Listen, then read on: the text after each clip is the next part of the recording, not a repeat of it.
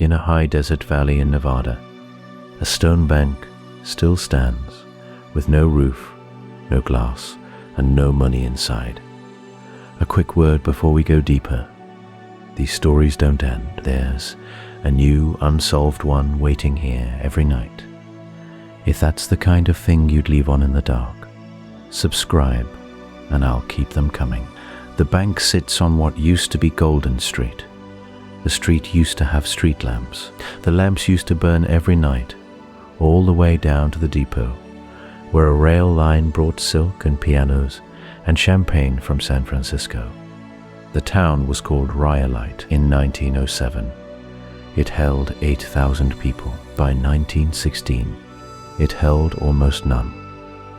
In the space of one short decade, a city built of stone and iron and hope simply went quiet. The people picked up their kettles and their wedding rings and their small pieces of furniture. They boarded the last train. They rode into the dust, and they never came back. Rhyolite is only one town. There are hundreds more like it, scattered across the American West, like coins spilled from a torn pocket. Some sit in cold pine forests high in the Colorado Rockies. Some sit baking on the salt flats of Utah. Some lean into the Mojave wind, their wooden walls silvered smooth by a century of sun. They were built fast. They were left faster, and nobody, even now, can fully explain how it happened so quickly, so completely, and so many times in a row.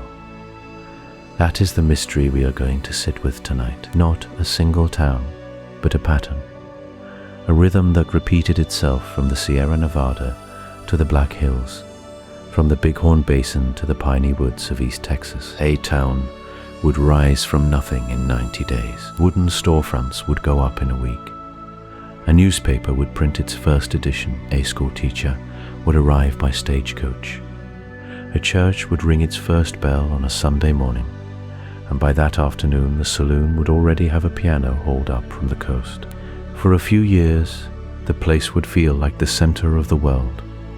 Wagons would jam the main street. Miners would fill the bathhouses. Chinese cooks would keep the boarding houses warm through the winter.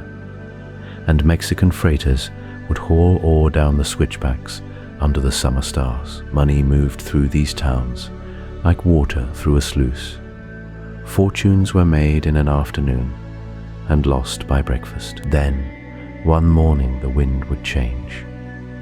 Sometimes the ore ran thin. Sometimes the price of silver dropped in a distant city, in a distant year, at a distant bank the miners had never seen. Sometimes the railroad chose the other valley. Sometimes a river rose, or a fire caught, or a mine caved in. Sometimes there was no clear reason at all. The people would just look around one morning and decide in some silent way that spread from house to house, like a rumor, that the dream was over. They would leave in ones and twos at first. A doctor, a dry goods clerk, a widow with 3 children, then in dozens, then in whole families, whole streets, whole congregations. Within a season, the schoolhouse would be empty. Within a year, the last shopkeeper would lock his door and hand the key to nobody. Within a decade, the town would be a rumor of itself, its windows dark, its wells dry, its piano still standing in the saloon with a fine layer of dust on the keys. Historians have theories, economists have graphs, geologists have charts of ore veins and water tables, and yet the human heart of the thing, the sheer speed and completeness of the leaving, still doesn't quite add up on paper. Something more than money moved these people, something more than money. Let them walk away from stone banks and iron stoves and painted headstones and never look back. We are going to walk those empty streets together for the next few hours. We will visit Bodie and Calico, Kennecott and Cahaba, St. Elmo and Terlingua and Centralia. We will read the last newspapers. We will sit in the last pews. We will listen for what the wind says when it moves through a town that has forgotten its own name. Somewhere in that listening, If we're patient, we might begin to understand what these places are really trying to tell us, and why, of all the countries in the world, America seems to have built so many of them and left them behind so easily.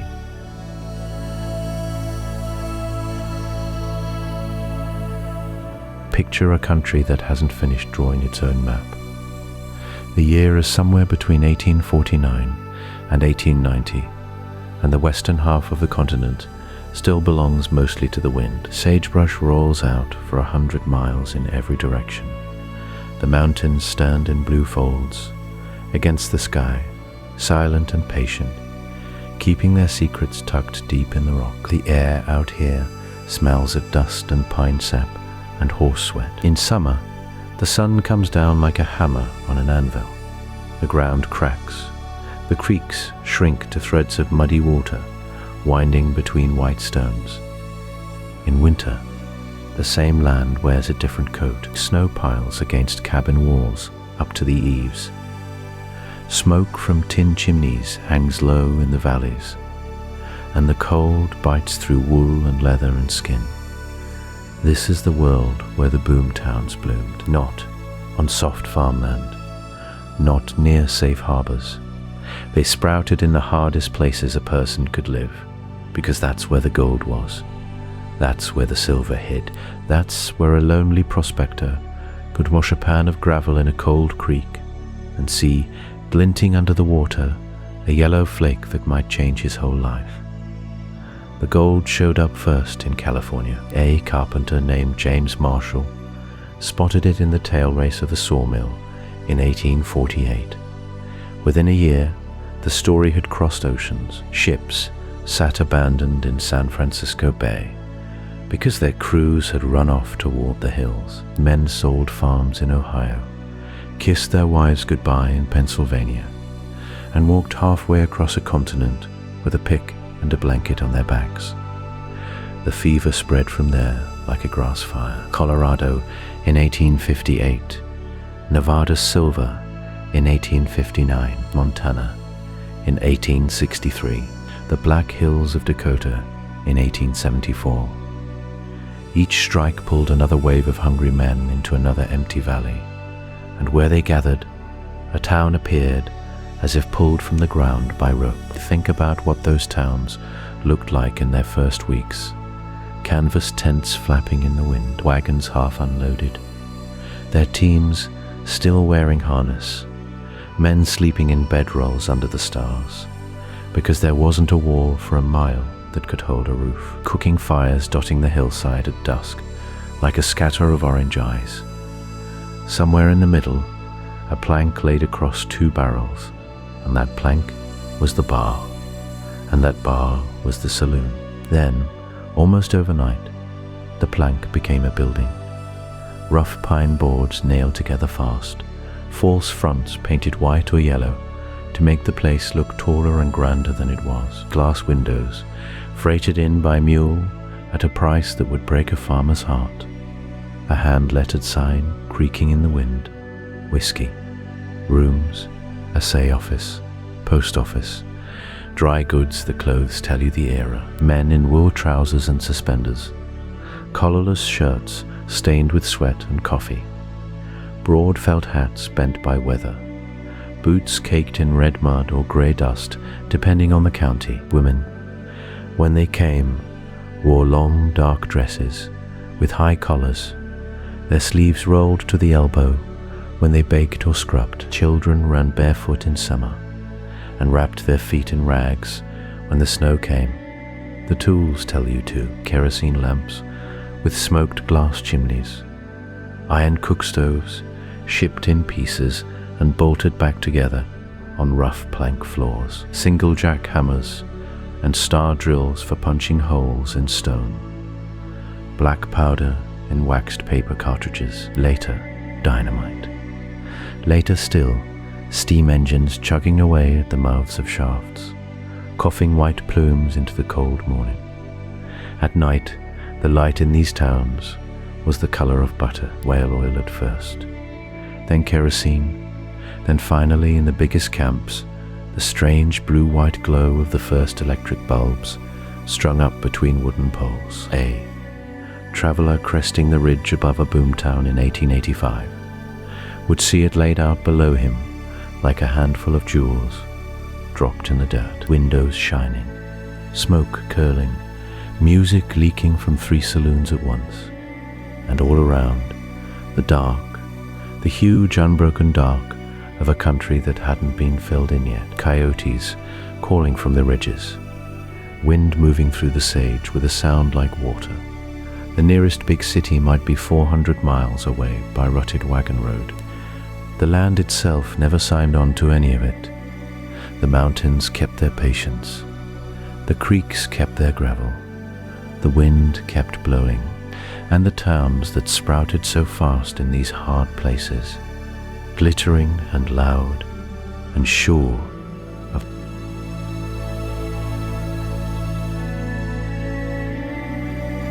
picture a wagon rolling across empty grass at first light.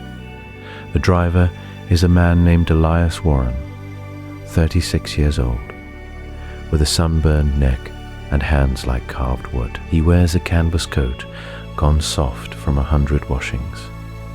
In the wagon bed sits everything he owns: a cast iron skillet, a folded oilcloth tent, a leather satchel of tools, a daguerreotype of a wife buried 2 winters back in Missouri. Elis hears the rumor at a trading post near the Platte River: gold in the creek beds 300 miles west, silver in the black rock of the hills.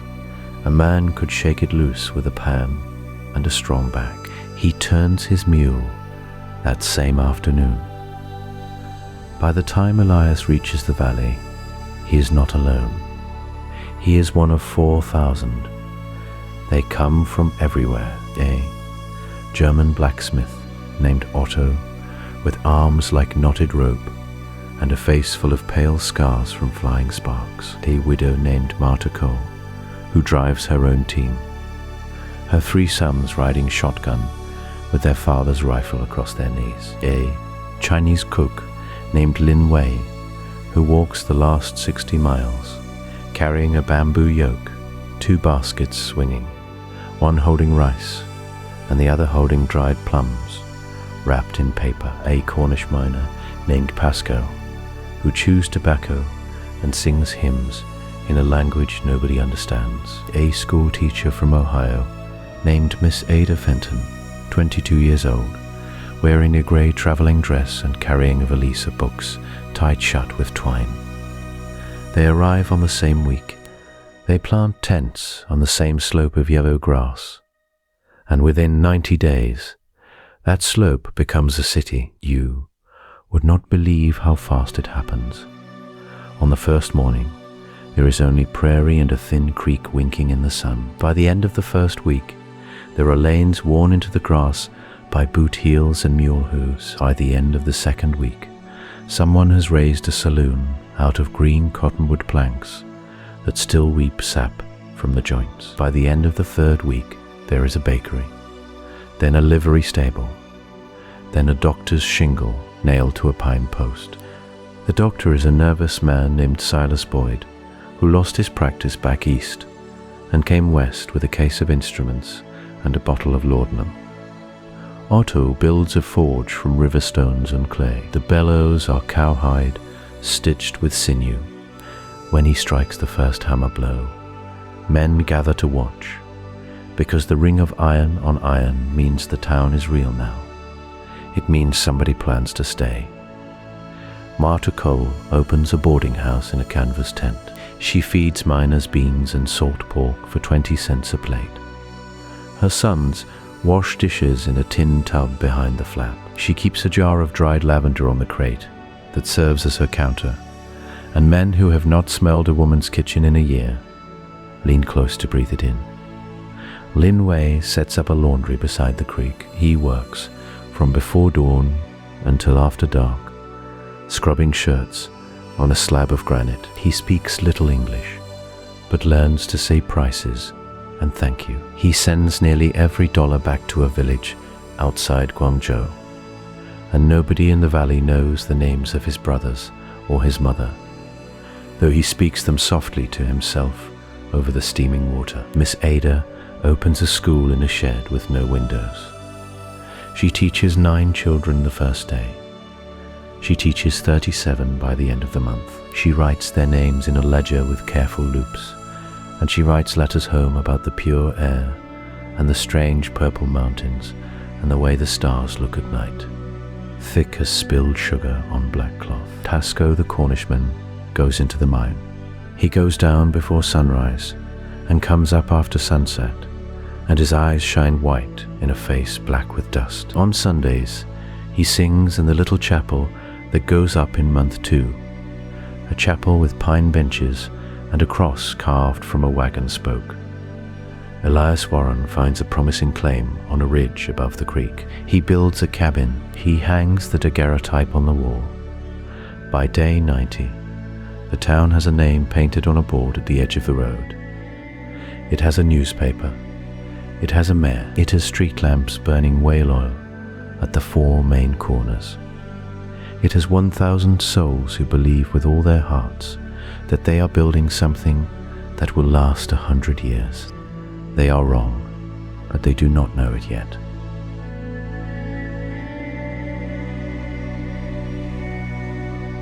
Every boomtown had one. A man in a good hat with a case full of papers, a pencil behind one ear, and a smile that could sell rain to a river. Folks called him a promoter, a lot agent, a townsite man, in the quiet years before the strike went sour, before the wind started sounding lonesome. He was the busiest man on Main Street. Picture him working out of a small pine board office. The walls smell like fresh sap. A cast iron stove sits in the corner, cold in July, warm in November. On his desk lies a paper map of the town, drawn in careful India ink. Every square is a lot. Every lot has a number. Every number has a price. He sells them one by one, sometimes 10 in the morning, and by supper he has folded the greenbacks into a leather book that never leaves his coat. His days are simple. He wakes before the roosters, though there are few roosters yet. He walks to the boarding house for coffee thick as tar and a plate of biscuits floating in gravy. He tips his hat to the widow who runs the place. He tips his hat to the Chinese cook stepping out the back with a bucket. He tips his hat to the young miner who is trying to grow his first moustache. He tips his hat so often it should be worn down to the felt. By 8 in the morning, he stands on the wooden sidewalk outside his office, watching the town wake up. A boy leads 2 mules down the middle of the street, their bells clinking in the dry air. A butcher wipes his hands on a white apron already gone pink. A woman in a calico dress walks past with a basket of eggs, careful over the ruts. The mountains stand blue in the distance, streaked with pale snow that never quite melts. The sky is that hard, clean western blue you can almost hear. The lot agent has a story for every buyer. To the young couple from Ohio, he speaks of schools that will come, of a fine brick church already planned. To the old prospector who wants a corner near the Assay office, he speaks of foot traffic and easy money. To the merchant from Chicago, he unrolls a bigger map and points to where the railroad will surely, certainly, without a doubt, lay its track. He believes every word while he says it. That is the trick of a good promoter. He is his own first customer. The daily rhythm holds like a slow song. At noon the whistle blows at the stamp mill up the hill, and the whole town seems to pause just for a moment before returning to its business. Wagons creak, hammers ring. Somewhere a fiddler tunes a string on a saloon porch, and a dog naps in the shade of the water trough. Smoke rises straight up from the tin chimneys, because the wind has forgotten to blow. The heat wraps around your shoulders like a warm woolen shawl. In the afternoons, the agent walks his lots. He measures with a length of chain, though the lines have been measured 100 times already. He points out where a hotel will stand, where a bank might rise, where an opera house could go if enough silver comes out of the ground, empty ground, sagebrush and cheatgrass and the tracks of jackrabbits. He sells the future the way a baker sells bread, warm and steaming and impossible to hold for long. That evening, he returns to his office and lights a coal oil lamp with a hand that knows the motion by heart. The flame catches, the glass chimney glows soft yellow, and shadows stretch long across his desk. He counts his sales in a leather ledger. He writes the names of the buyers in a careful slanted hand. Some he will remember, most he will forget. All of them believe, in this quiet lamp-lit hour, that they have bought a piece of a place that will last 100 years. Outside, the town settles into its night sounds. A piano rolls out of the saloon. A miner sings something sad in Cornish. A mother calls her children home. A coyote answers from the ridge, and nobody minds him. The agent closes the ledger. He blows out the lamp. He walks to the boarding house through streets that smell of wood smoke and horses and cooling stone. He sleeps well because everyone sleeps well in a boom town. The trouble has not started yet. Nobody knows the trouble is even a shape in the world. For now, the map on his desk is full of numbers, and every number is a promise.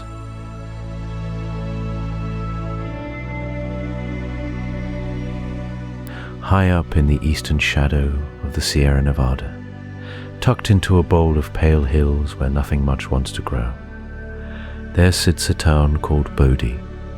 The elevation is over 8,000 feet. The air is thin and dry. In the summer, the sun bakes the wooden buildings until they crackle. In the winter, the snow piles up to the second-story windows, and the temperature drops so low that mercury freezes in the thermometers. And the wind. The wind is what people remember first. Old-timers gave it a name. They called it the wickedest wind in the west.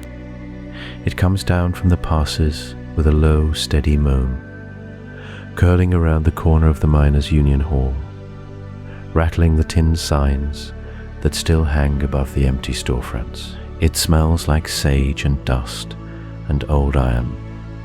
It picks up grit and throws it against the glass. It sounds, if you stand still long enough, like a voice trying to remember a word it once knew.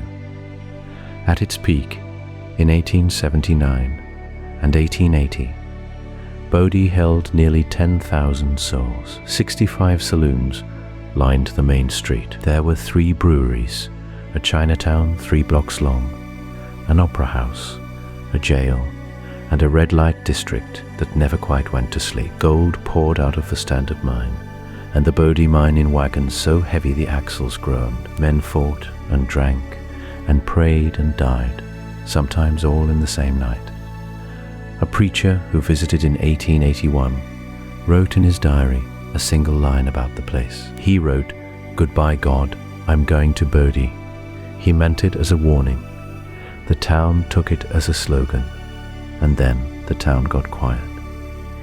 Not all at once, not in a single afternoon, but faster than anyone thought possible. By 1882, the richest veins were already thinning.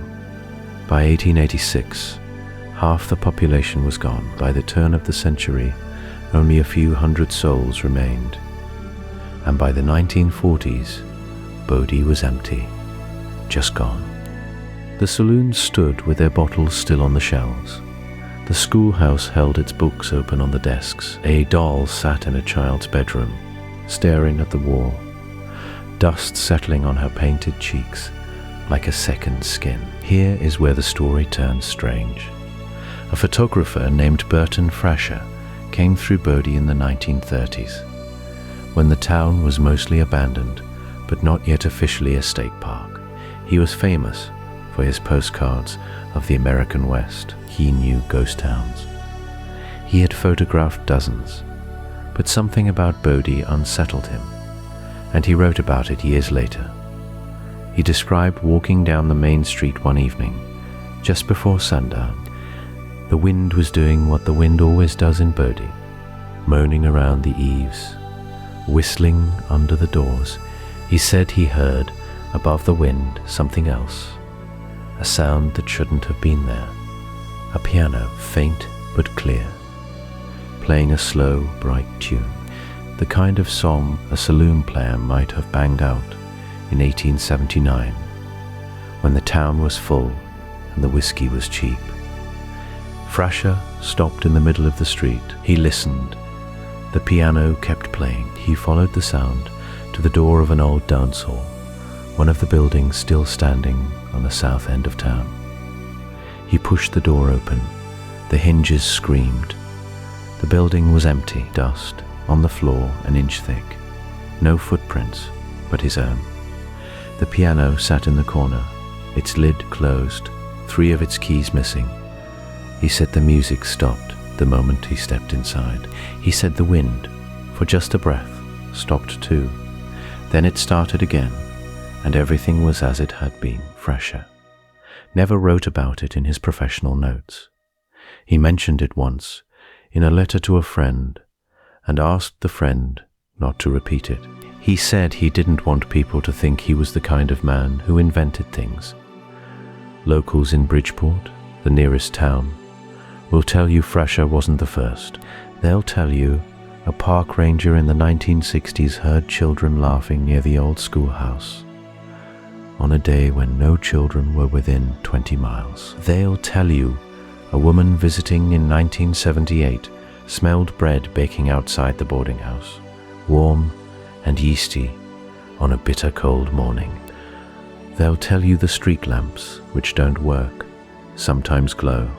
None of it is proof. None of it explains why 10,000 people built a city in a place where nothing wanted to live, and then walked away and left the doors hanging open. But the wind still comes down from the passes, and the wind, if you listen, still sounds like it's trying to say a name.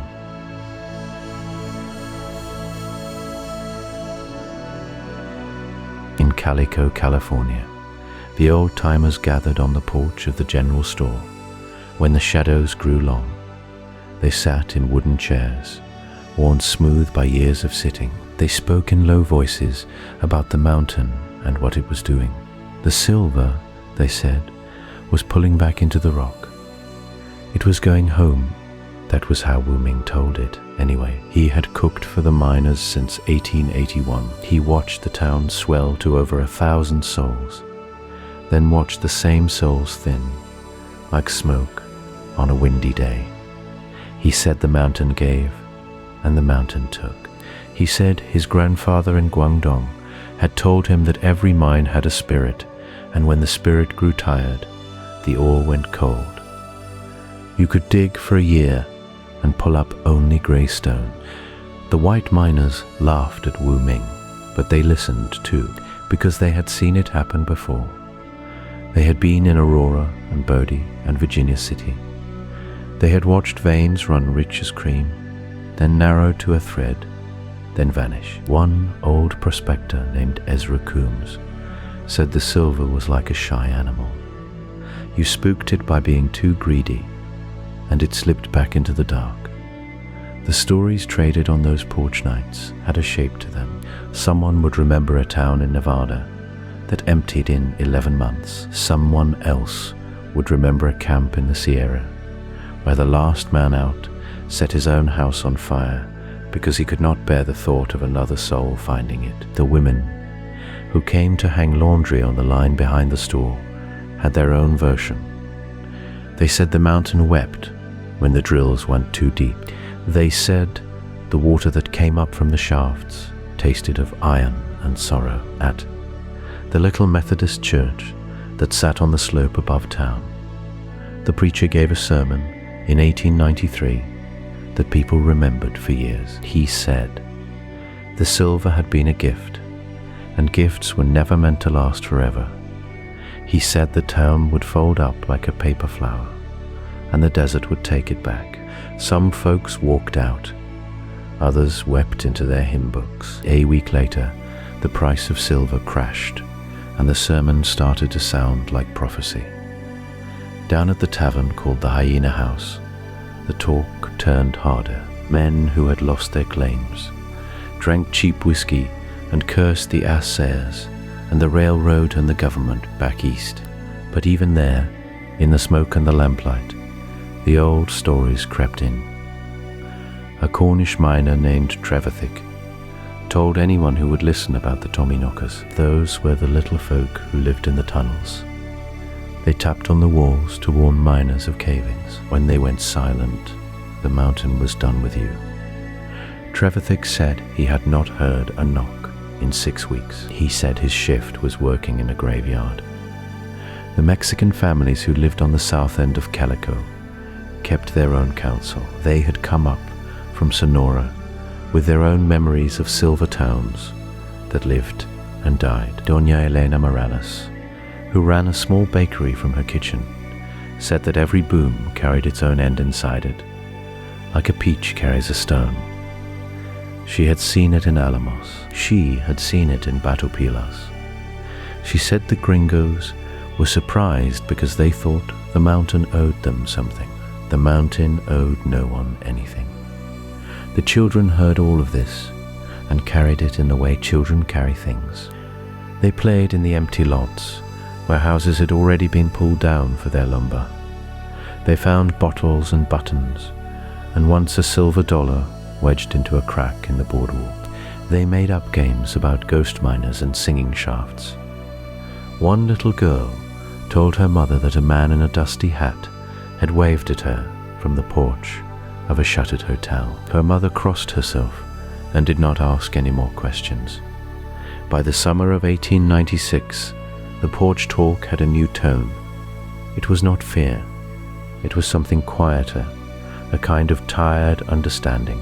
The men leaned back in their chairs and watched the light move across the Calico hills, painting them pink and orange and rust. They spoke of where they might go next. Some said Bisbee, some said the Klondike, some said they were done chasing veins and would try farming down by the Colorado River. Wu Ming just kept cooking. He said the mountain would tell them when it was over, and the mountain, in its own slow way, was already telling them.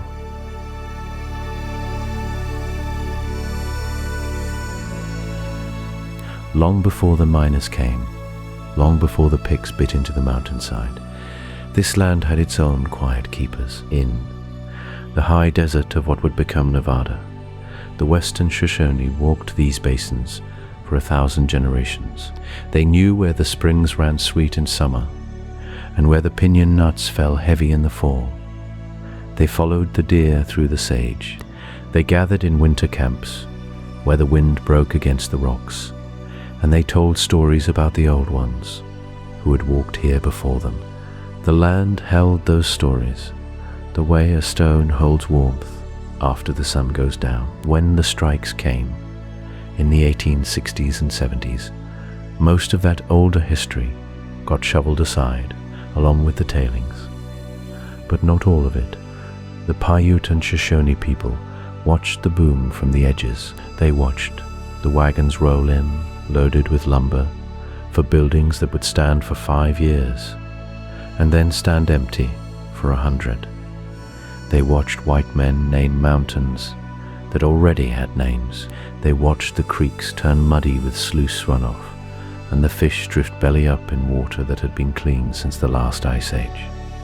There is a story told in the hills above what is now Austin, Nevada. An old woman, a Shoshone grandmother, watched the town rise in a single spring. She told her grandchildren that the miners were not really staying. She said their hearts were somewhere else, back east, or in the next valley over, or in a place they had not yet found. She said men who did not plant did not remain. And the town, sure enough, thinned out within a generation, then emptied, then crumbled back into the sage. That story was told before the town was fully built. Into that older world came the boarding house cooks, the launderers, the seamstresses, the small, quiet people who made the boom towns actually function.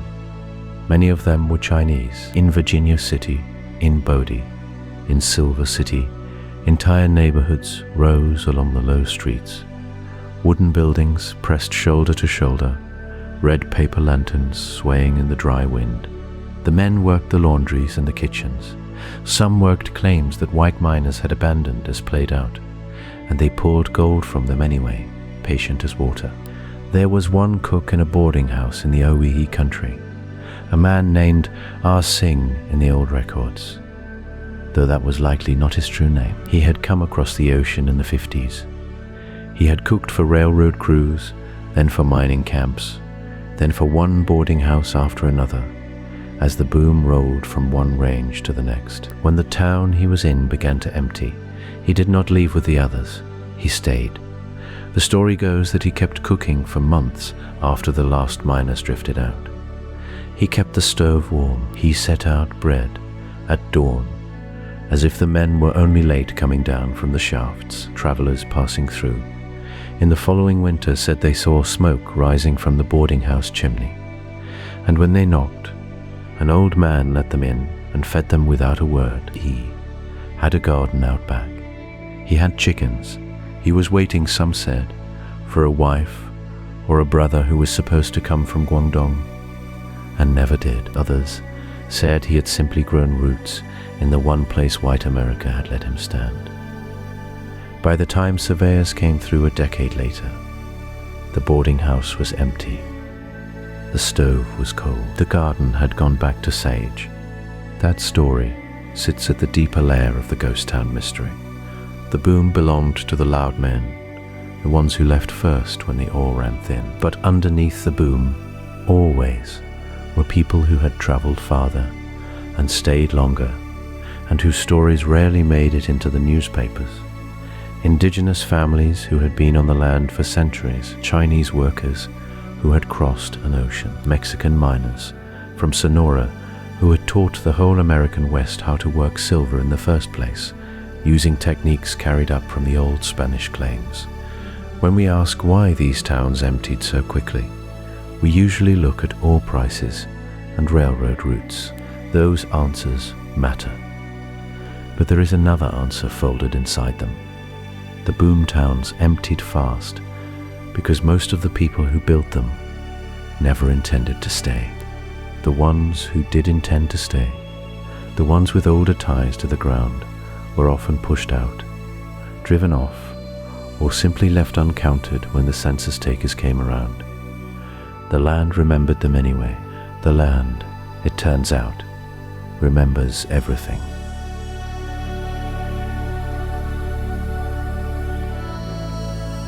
High in the Wrangell Mountains of Alaska, painted the color of dried blood, a cluster of tall wooden buildings leans against the sky. The mill stands 14 stories high, stacked like a child's blocks against the base of a glacier.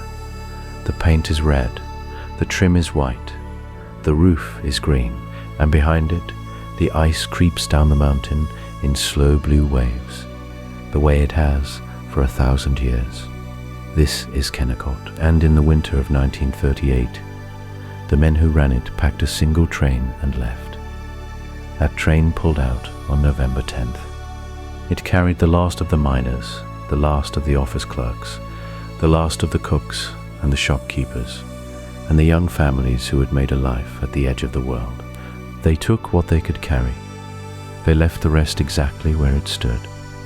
A traveling reporter named Margaret came looking for the story a few years later. She rode the old copper road in from Chitina, a rutted dirt track that follows the Copper River through canyons the color of rust. The country around her felt older than words. Spruce trees stood in dark green ranks. The river ran milky and pale, thick with rock flour ground down from the ice. She could smell the cold coming off the glaciers before she could see them.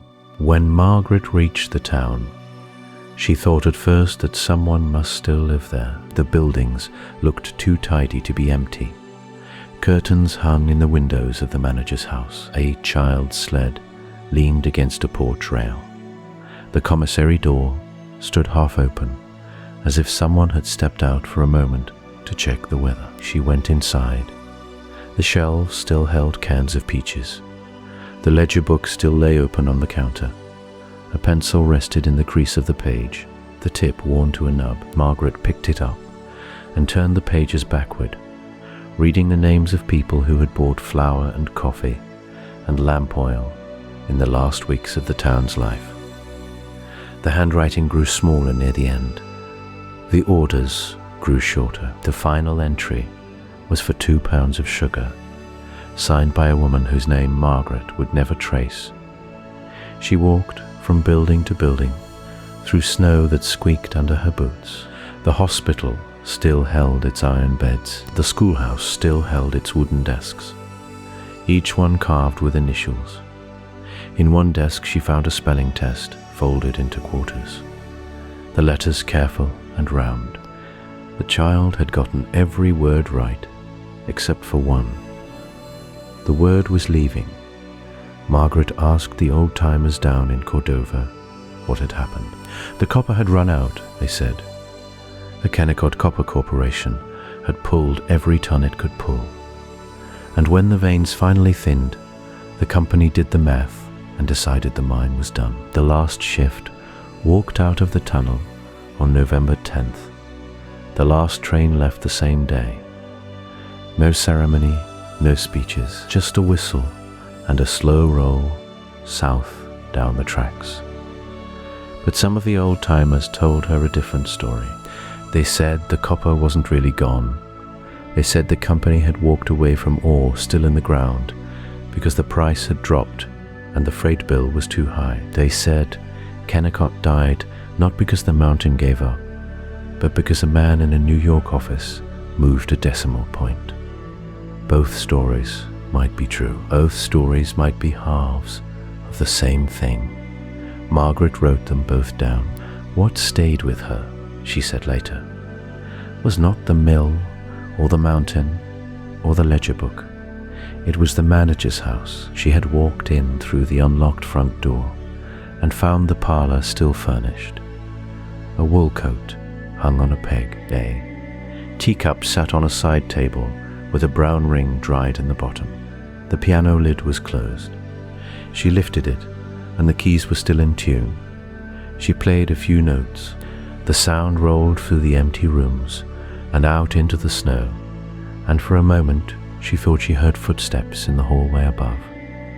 She stopped playing and listened. Nothing came. Only the wind sliding down off the glacier. Only the small ticking of a clock that somehow, impossibly, was still keeping time. Margaret left Kennecott the next morning. She wrote her story on the train back to Anchorage, and she never quite finished it. The question she could not answer was the question the whole frontier keeps asking. How does a place built to last a century empty itself in a single afternoon? And why does it look, when you walk through it, like the people only stepped out for a moment and simply forgot to come home?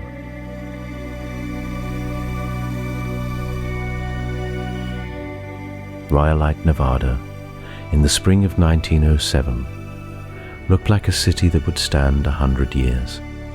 3-story stone buildings lined Golden Street. Electric lights burned from wooden poles.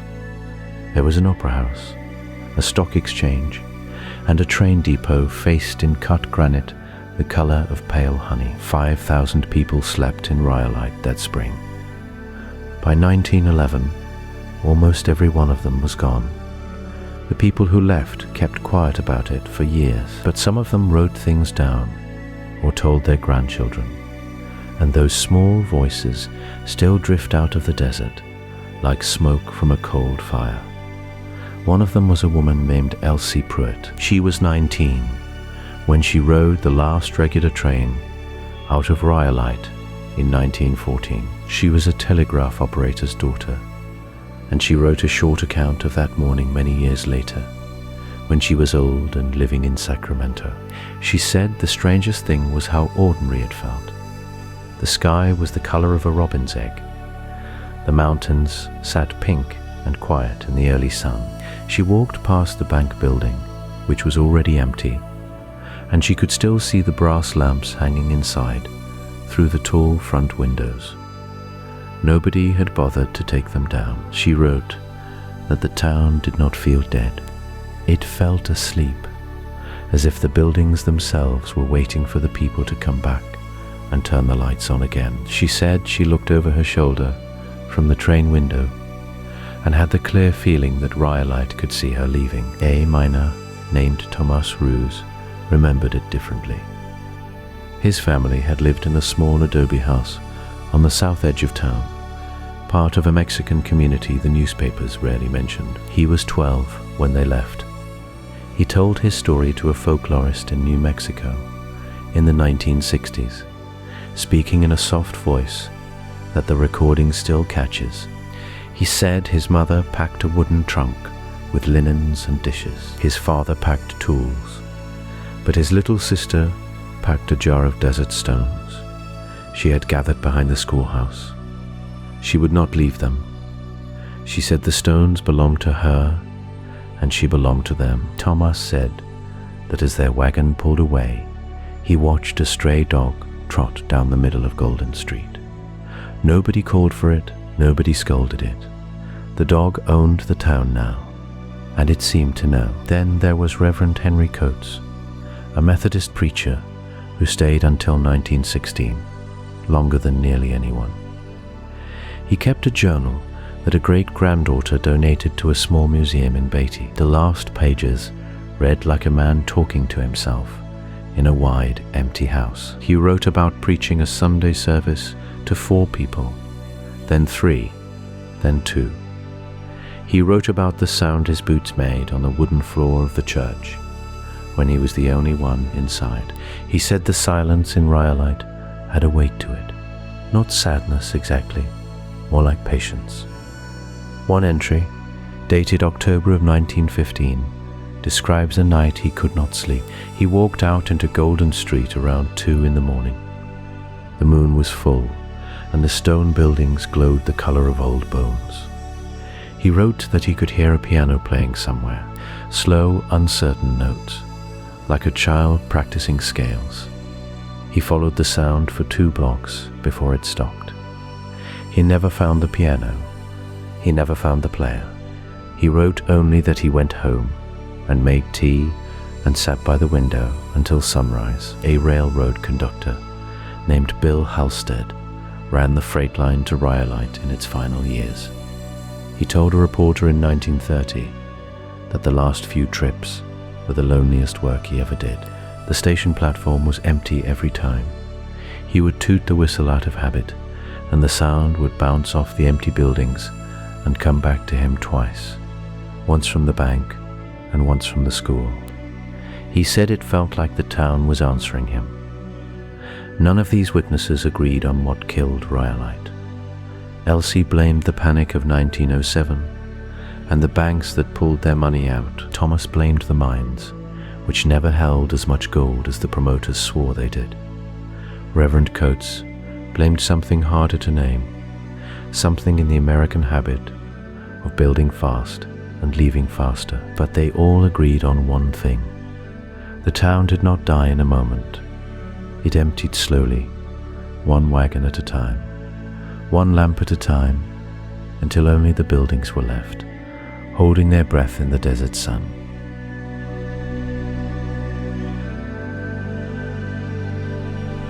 Walk enough of these old streets and you start to notice something strange. The stories begin to rhyme. A faded sign in Bodie reads the same way as a faded sign in Rhyolite. Same brushstrokes, same lettering, same peeling white paint on the same weathered pine. The general store in Kennecott wears the same false front as the general store in St. Elmo, 800 miles away. Different towns, different mountains, the same skeleton beneath the skin.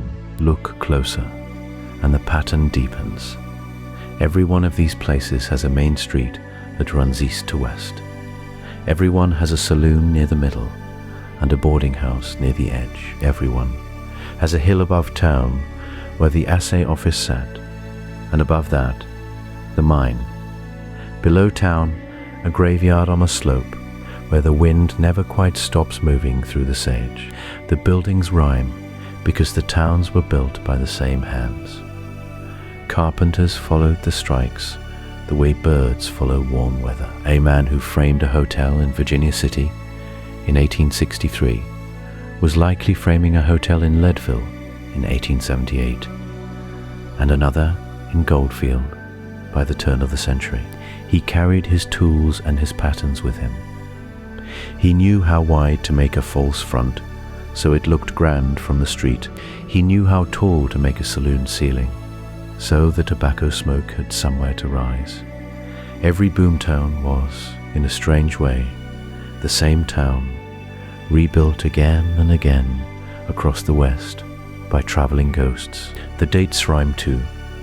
Bodie peaked in 1880 and was mostly hollowed by 1890. Rhyolite peaked in 1907 and was mostly hollowed by 1911. Kennecott peaked in the 1920s and was silent by 1938. Terlingua followed the same rhythm a decade later. Different metals, different decades. The same 10-year heartbeat. A town takes one breath in, one breath out, and then it lies down. The old-timers who wrote about these places noticed the pattern without ever using the word. A traveler named J. Ross Brown rode through the Nevada camps in the 1860s and described boom towns that felt, even at their peak, like paintings of towns rather than the real thing. He wrote about the way the wind moved through unfinished walls. He wrote about pianos hauled up mountains at enormous cost, only to sit unplayed within a season. He said the whole country west of the Missouri had a look of temporary permanence, as if everyone knew the game and no one wanted to say it aloud. Look at photographs from 1885 next to photographs from 1905, and the sameness is uncanny. The same barefoot boy in the muddy street, the same drooping American flag over the same square-fronted hotel, the same three men leaning against a rail with their hats tilted just so. It's as if the frontier had a wardrobe department and used the same costumes town after town, decade after decade. The signs above the doors carried the same names too. Almost every boomtown had a miners' exchange. Almost every one had a palace hotel, or a Grand, or a Nevada house. Almost every one had a Wells Fargo office painted forest green with gold lettering. When the miners moved on, they wanted the next town to feel like the last one. Familiar names softened the strangeness of arriving somewhere with no history, and then the same silence settles over all of them. Peeling paint that curls the same way in the same dry air. Roof beams sagging at the same angle, door frames leaning east, because the west wind pushed them for 100 years. Nails rusting to the same shade of blood orange. Even the way the sage grows up through the floorboards is the same, patient and slow, as if the plants themselves know the schedule. Historians have argued for a century about why these towns died so fast. Some point to ore veins running dry. Some point to markets collapsing back east.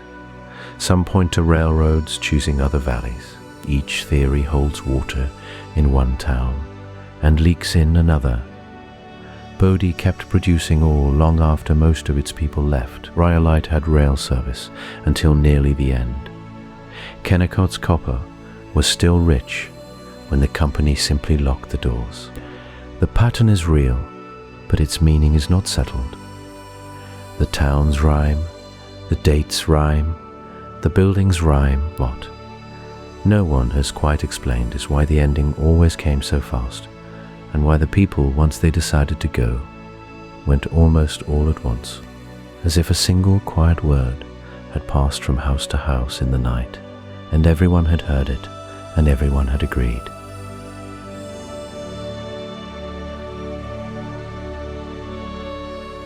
In every boomtown, no matter how wild or how small, there was always one building that mattered more than the saloon, and more than the church. It was the Assay office, a low wooden structure, usually painted the color of dried mud, with a single stovepipe and a heavy door inside, on a long counter worn smooth by 10,000 elbows. A man in shirt sleeves and a leather apron weighed the future of the town. The assayer was the quiet judge of every dream. A miner would come in from the hills with a canvas sack over his shoulder, his boots caked in red clay, his fingernails black from a week underground. He would set the sack on the counter, and the assayer would open it with the care of a priest opening a book. He would crush a sample in a small iron mortar. He would heat it in a clay crucible until it glowed like a tiny sun. He would pour the melt, weigh the button of metal, and write a number in a ledger bound in dark green cloth. That number decided everything. It decided whether the man in the muddy boots became a millionaire or a drifter. It decided whether the town hired a new schoolteacher that spring. It decided whether the railroad kept its promise to lay another mile of track up the canyon. And in most of these towns, the ledgers still exist. Some sit in county museums under glass. Some rest in the archives of state historical societies, wrapped in acid-free paper. A few are still in the buildings where they were written, on shelves furry with dust, their pages the pale yellow of old teeth. Read them slowly, and a strange story rises off the pages. In Bodie, in the boom years, the entries run day after day in a confident sloping hand. Ounces of gold, ounces of silver, names of claims with names like the Bulwer and the Standard, and the noonday, the numbers climb and climb like a bird taking off. Then, somewhere near the middle of the book, the numbers begin to shrink, not all at once, just a little at a time. The same claims that yielded rich ore in April are yielding half as much by August. The assayer's handwriting does not change. His careful loops and neat columns keep marching forward, as if nothing is wrong. But the arithmetic tells the truth. The town would not say out loud. In the Rhyolite ledger, kept for only a handful of years, you can watch a city die inside a bookkeeper's neat penmanship. The first pages sing with promise. Samples come in from the Montgomery-Shoshone mine at grades that made grown men weep in the street. Then, quietly, the grades slip. The rock softens. The values wander. Somewhere in 1908, a note appears in the margin in a different hand, in pencil, that simply says, poor. No dramatic entry, no warning, just that word, poor, next to a claim that had once been the pride of Nevada. The Calico books tell the same story in silver instead of gold. So do the books from Cerro Gordo and Aurora, and Silver City and 100 towns whose names have gone soft in the mouth of history. The ledgers do not shout. They do not weep. They keep their columns straight and their totals correct, even as the world outside the Assay office window empties itself, one wagon at a time. There is something almost tender about these books. They were kept by men who believed in numbers the way other men believe in scripture. They wrote down what the fire told them, and the fire did not lie. When the ore was rich, they wrote it rich. When the ore was poor, they wrote it poor. They did not know, on any given Tuesday, that they were composing the obituary of their own town. They thought they were doing bookkeeping. Some of the last entries are the strangest. In several ledgers across the West, the final page is not filled. The columns simply stop, mid-month, in the middle of a week, sometimes in the middle of a sentence. One book from a Colorado silver camp ends with an essay date, a claim name, and a blank space where the value should be. The fire went cold. Before the number could be written, the assayer walked away, closed the door, and never came back to finish the arithmetic. Those unfinished lines are the heart of the mystery. They are the exact seam where a town stopped being a town. Not a battle, not a fire, not a plague, just a man setting down his pen, tying his apron over the back of a chair, and stepping out into a street that was already going quiet.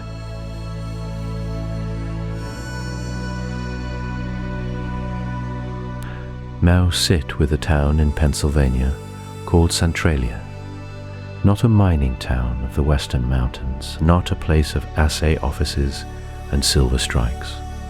A quiet coal town in the green hills, tucked between old ridges, softened by time. And yet, Centralia belongs to this story too, because Centralia empties differently, slowly, impossibly, over years instead of weeks, and the thing that emptied it should not be possible at all. Picture the town as it was in the middle of the last century. Modest wooden houses lined up along neat streets, white clapboard walls, green shutters, small front porches with rocking chairs and pots of geraniums. A gas station on the corner, a little grocery with a bell above the door, 5 churches, one for every kind of Sunday morning, a school where the children walked home for lunch, a cemetery on a low rise above the town, its headstones leaning like tired old men in a breeze. Under all of that, deep beneath the roots and the basements and the foundations, ran veins of coal as thick as a man is tall.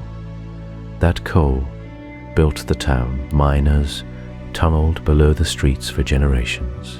The whole hillside was hollowed out like a honeycomb, mile after mile of dark passages winding beneath the flower beds and the schoolhouse and the corner store. The town lived on top of a maze it had made itself. In the spring of 1962, a fire started in an old strip pit at the edge of town. Nobody meant harm. Trash was burning where trash had always burned, but the fire found a seam of coal exposed at the bottom of the pit, and the coal caught, and the flame followed the seam down into the mountain, down into the honeycomb, down into all those miles of tunnels that ran beneath the town. Here is the impossible detail. That fire never went out. It is still burning. It has been burning under Centralia for more than 60 years. It will keep burning for perhaps 200 years more. There is no way to stop it. Engineers have studied it. Federal money has been spent. Trenches have been dug.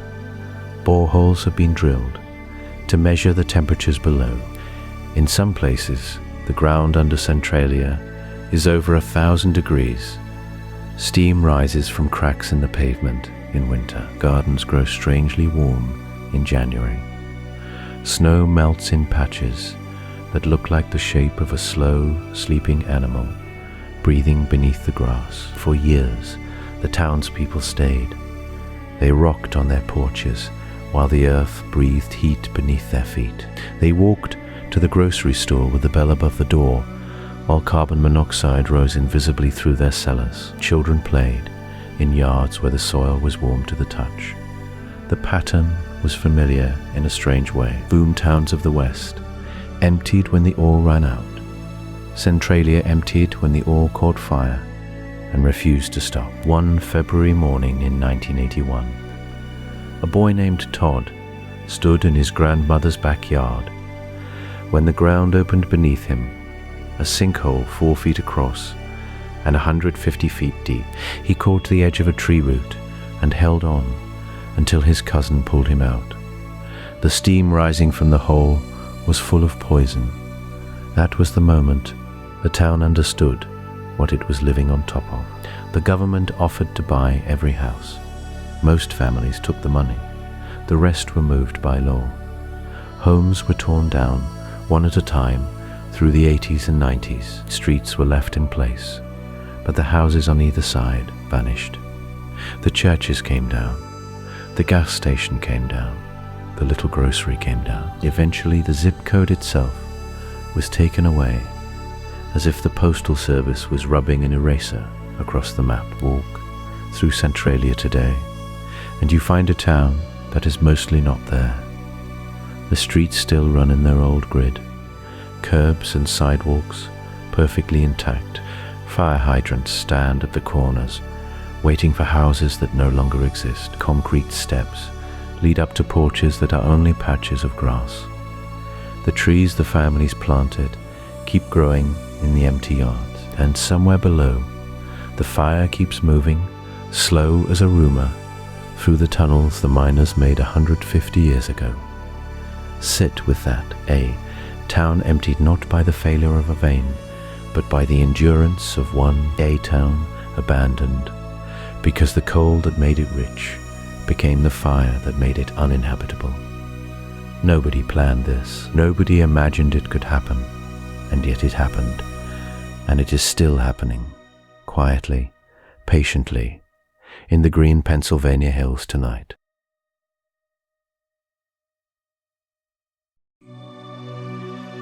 Not everyone believes the Boomtown story the way the legend tells it. Some historians look at the empty streets and the peeling paint and shake their heads. They say there is no mystery here at all. Ore runs out, prices fall, people leave. That's the whole story, plain as flour on a table. And they have a point worth hearing. The skeptics are careful readers of ledgers and payroll books. They can show you, line by line, how a mine's yield dropped year by year. They can point to the drop in silver prices after 1893. They can name the exact month the railroad rerouted its main line. Every empty town, they argue, has a receipt behind it, a number that fell, a vein that thinned, a contract that ended. No ghosts required, no riddle at all. Take the story of the preacher in a small Nevada town called Belmont. He was a Methodist, thin and sober, with a plain black coat and a way of pausing before he spoke.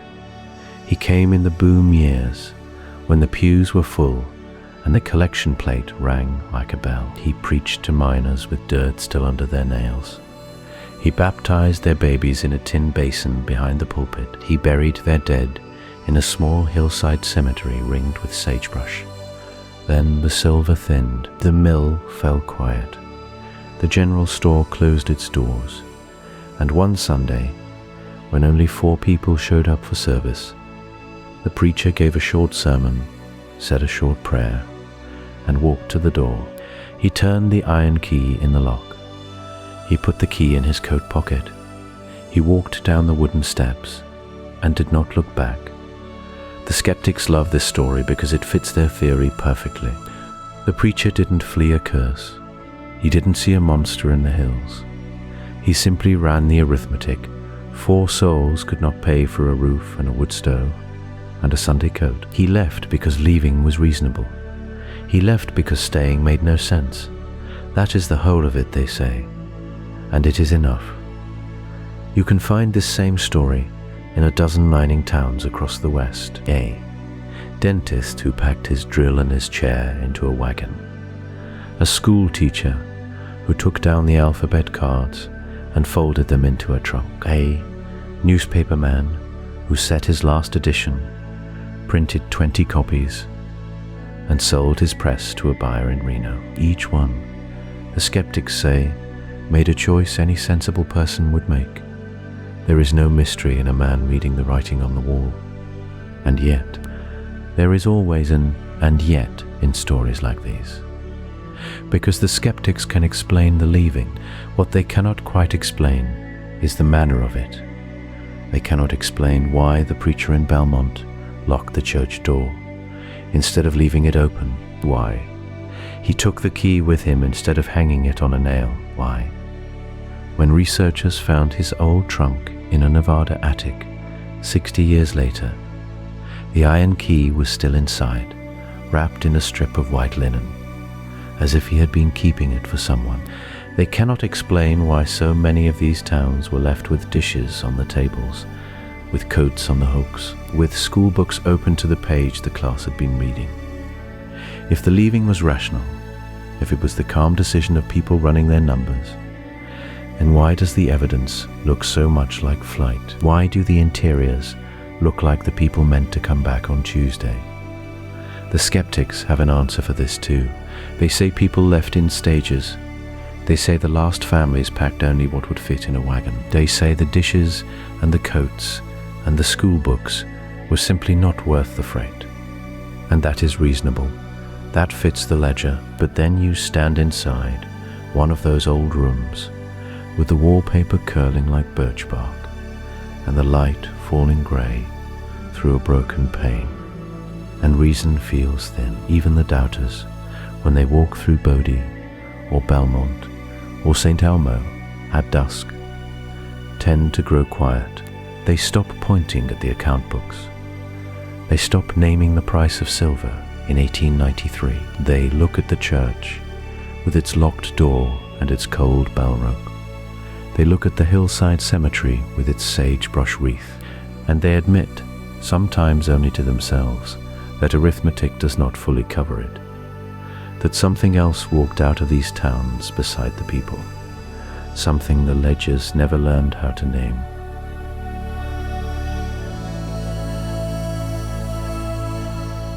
Move east from the dry mountains for a moment. Leave the silver dust and the copper veins behind. Head down into the soft green heart of Alabama, where the Cahaba River meets the Alabama River in a slow and lazy kiss there, under moss-heavy oaks and a sky the color of wet slate, sat a town that once called itself the capital of a state. Cahaba was its name. It rose in 1819, laid out on flat bottomland in careful squares. The streets were wide, the houses were white with tall windows and green shutters. Roses climbed the porches, and magnolias dropped their thick petals on the brick walks. For a short while, Cahaba was the seat of Alabama's government, and the finest carriages in the South rolled past its columned buildings. Fiddles played through open parlor windows. Steamboats tied up at the landing, unloading silk and coffee and news from New Orleans. Then the river rose, not once, but over and over. The water crept up the porch steps, then the parlor floors, then the mantel clocks. It ruined the wallpaper and warped the pianos. It carried mud through the streets and left it there like a message. And the people of Cahaba began to leave, one wagon at a time, until the grand houses stood empty and the vines came in through the broken shutters. Most towns die, and the mystery of why is left for historians to argue over. But Cahaba had believers. It had people who stayed, or who came back, and who told the same story over and over, calmly and without heat, the way a person tells the truth when they no longer need to convince anyone. Anna Gale was one of them. She had grown up in Cahaba when it was still a capital, danced in its ballrooms, watched the river from her father's porch. When the town emptied out, she did not go far. She wrote about Cahaba for the rest of her life. She wrote about the smell of the boxwoods, the shape of the courthouse, the sound of the fiddle at Christmas balls, and she wrote about the flooding, plainly, without drama. The river took it, she said. The river was always going to take it. Anybody who watched the water for a season could have told you so. She was not the only one. An old freedman named Colonel Hunter stayed on after the town emptied and welcomed visitors who came to wander the ruins. He walked them through the fallen brick and pointed at the outlines of vanished houses. This was the Perrine mansion, he would say. This was where the governor lived. This was where the artesian well flowed cold enough to chill wine in July. He remembered every family and every foundation. He told the stories the way a keeper of a small museum tells them, patient and exact. The believers of Cahaba did not claim to have seen ghosts, though ghosts were spoken of. They did not claim the river was cursed, though the river had swallowed so much. What they insisted on was simpler and stranger. They said the town had been built in the wrong place. They said everyone had known, deep down, from the beginning. And they said Cahaba was a warning, sitting quietly in the trees, for anyone with the sense to hear it. That was the cost of speaking up. To say a town was built wrong was to say the founders were wrong. To say the founders were wrong was to unstitch a piece of the myth. The believers of Cahaba paid for their honesty by being called sentimental or backward or stuck in a dead place. But they gained something too. They gained the town itself, in memory exactly as it had been. Every rose bush, every gate hinge, every neighbor's name walk Cahaba now. And you find brick columns standing alone in the grass, holding up nothing but sky. Iron fences ring empty squares of earth where mansions used to be. The streets are still there, under the leaves, laid out in that hopeful grid. Wild azaleas bloom where the parlors were. The river slides by, brown and patient, right where it always was. The believers were not wrong. The river did rise too high, but something else rose with it. In every boom town across the country, whether it was gold or silver or cotton or capital that drew the crowd, ambition rose.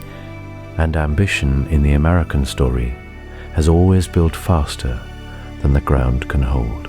The people who saw that clearly and said so are the ones whose memories we still lean on when we try to understand what happened to all these sleeping places.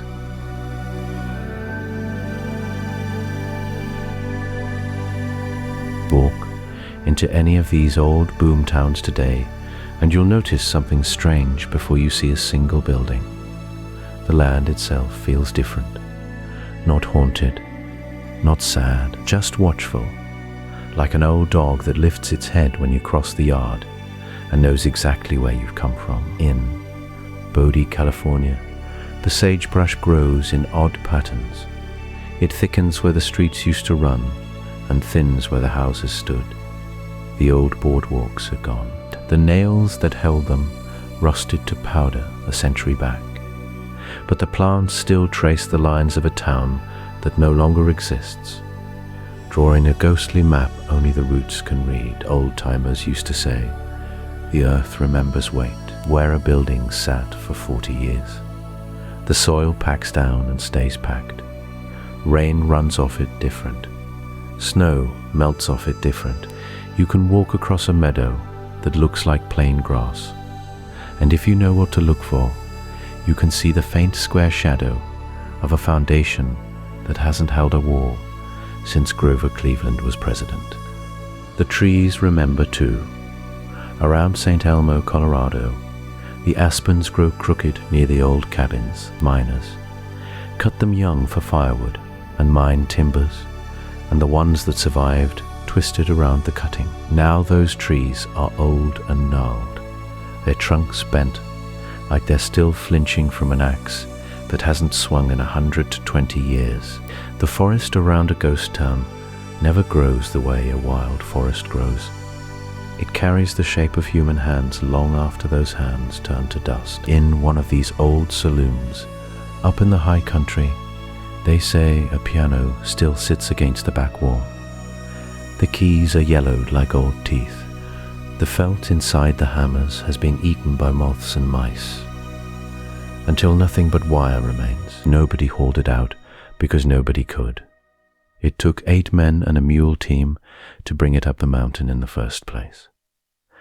When the town emptied, the piano stayed. It was easier to leave 1,000 pounds of music behind than to fight the switchbacks with it one more time. That piano is the whole story in a single object. People carried their dreams up these mountains at terrible cost. When the dream ran out, the dream stayed behind. It was too heavy to bring home. The rivers remember in their own quiet way. In some of these valleys, the miners moved the water. They dug ditches. They dammed creeks. They shot hydraulic hoses at hillsides and washed whole mountains into the streams below. When the towns died, the ditches stayed water. Still follows those old cuts, running where men told it to run in 1878. You can hike up a dry gulch and find a creek where no creek should be, still obeying an order given by a man buried 3 states away. Down near Calico, in the Mojave, the ground itself refuses to forget. The old mine shafts collapse now and then, opening sinkholes in the desert floor. Cactus grows around them, but not in them. Coyotes trot around them without looking in. Whatever animal instinct tells a creature that a hole in the earth is not a good hole knows the difference between a natural cave and a man-made wound. The desert has been patching those wounds for over 100 years, and it hasn't finished yet. Ranchers who work land near old boom towns tell you the cattle behave strange in certain meadows, won't graze in them, won't cross them at dusk. Maybe it's the leftover smell of old tailings, the metal salts still leaching through the topsoil. Maybe it's something else. The ranchers don't always guess. They just move the herd and let the meadow keep its silence. Birds nest inside the empty buildings. Swallows plaster mud cups to the rafters of collapsed hotels. Owls sit in the belfries of churches that haven't seen a sermon since 1892. The buildings didn't stop being useful when the people left. They just started being useful to something else. A boarding house becomes a barn owl's kingdom. A schoolhouse becomes a nursery for pack rats. The town keeps living, only quieter and on smaller feet. And that piano, sitting in the dark of a saloon that hasn't served a drink in generations, sits with the swallows overhead and the mice inside its guts and the wind whistling through the busted glass of the front windows. It doesn't play, but if you stand close enough, on a still afternoon, you can almost hear the sound of a room that used to know how to laugh.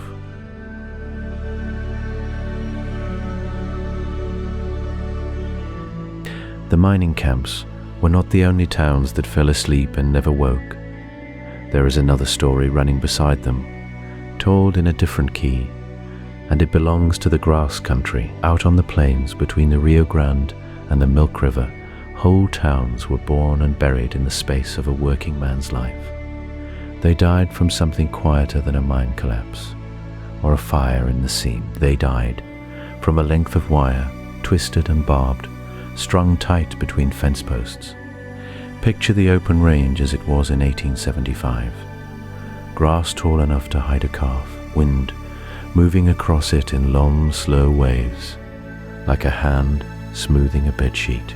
The sky so wide it seemed to press down on the shoulders of any man who stood in it. Cattle drifted for hundreds of miles without meeting a boundary. Cowboys followed them, sleeping under the stars, singing low songs to keep the herd calm. And where the trails crossed the rail lines, towns sprang up overnight to catch the money. Places like Abilene, Kansas, Ellsworth, Newton, Dodge City in its first wild years, Ogallala on the South Platte. These were cattle towns, and they lived and died by the drive. When a herd came in from Texas, 10,000 head trailing dust for a mile behind them, the town swelled to bursting. Saloons lit every window.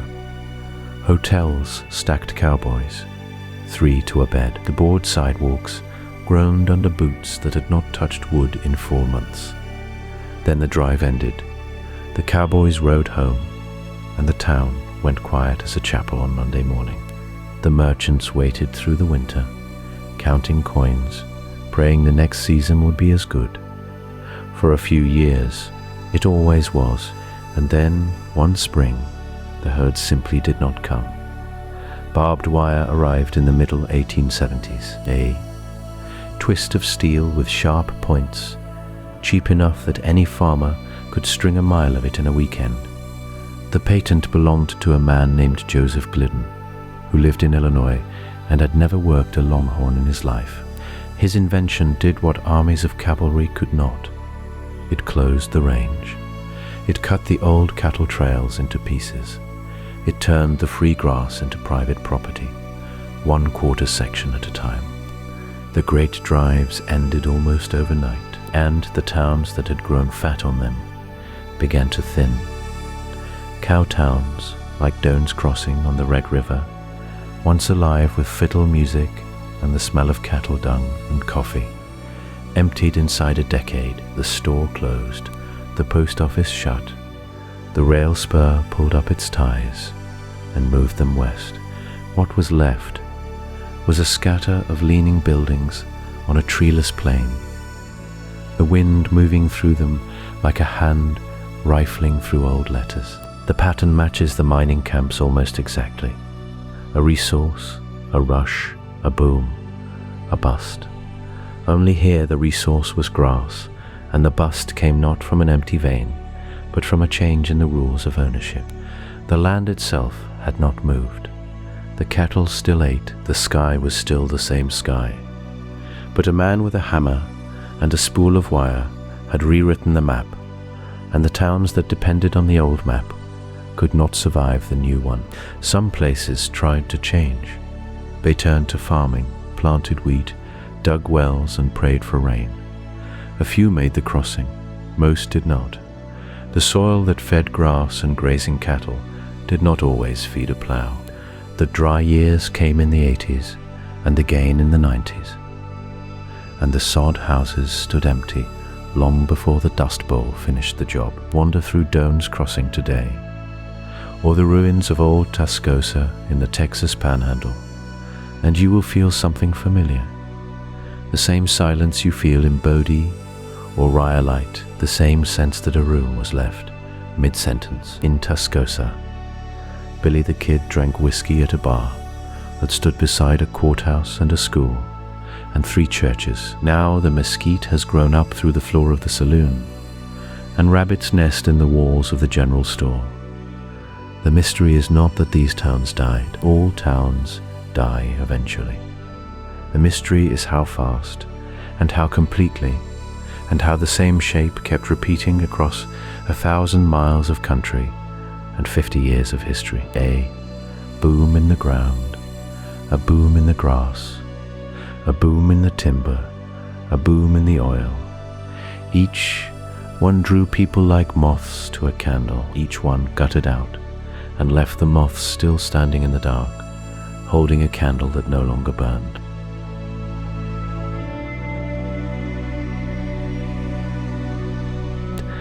There is a certain kind of ruin that only the railroad could make. Not fire, not flood, not silver running dry in the vein, just a decision made in an office 2,000 miles away, about which valley the tracks would follow. A town could be full of money and lamplight one summer, and by the next its stores would stand empty as broken teeth. The steel rails went one way, the people went with them. In the archives at the University of Wyoming, there is a single yellowed map from 1868. Someone drew it in pencil, then went over the lines in ink. It shows 2 routes for the Union Pacific across the southern part of the territory. One line curves north, through a place called Bryan on the Black's Fork River. The other line runs straight, cutting south of the water entirely. The pencil route was the one everyone in Bryan expected. The ink route was the one the railroad chose. You can still see, in the corner of the map, a small notation in another hand. It just says, Bryan disappointed. That word does a lot of work.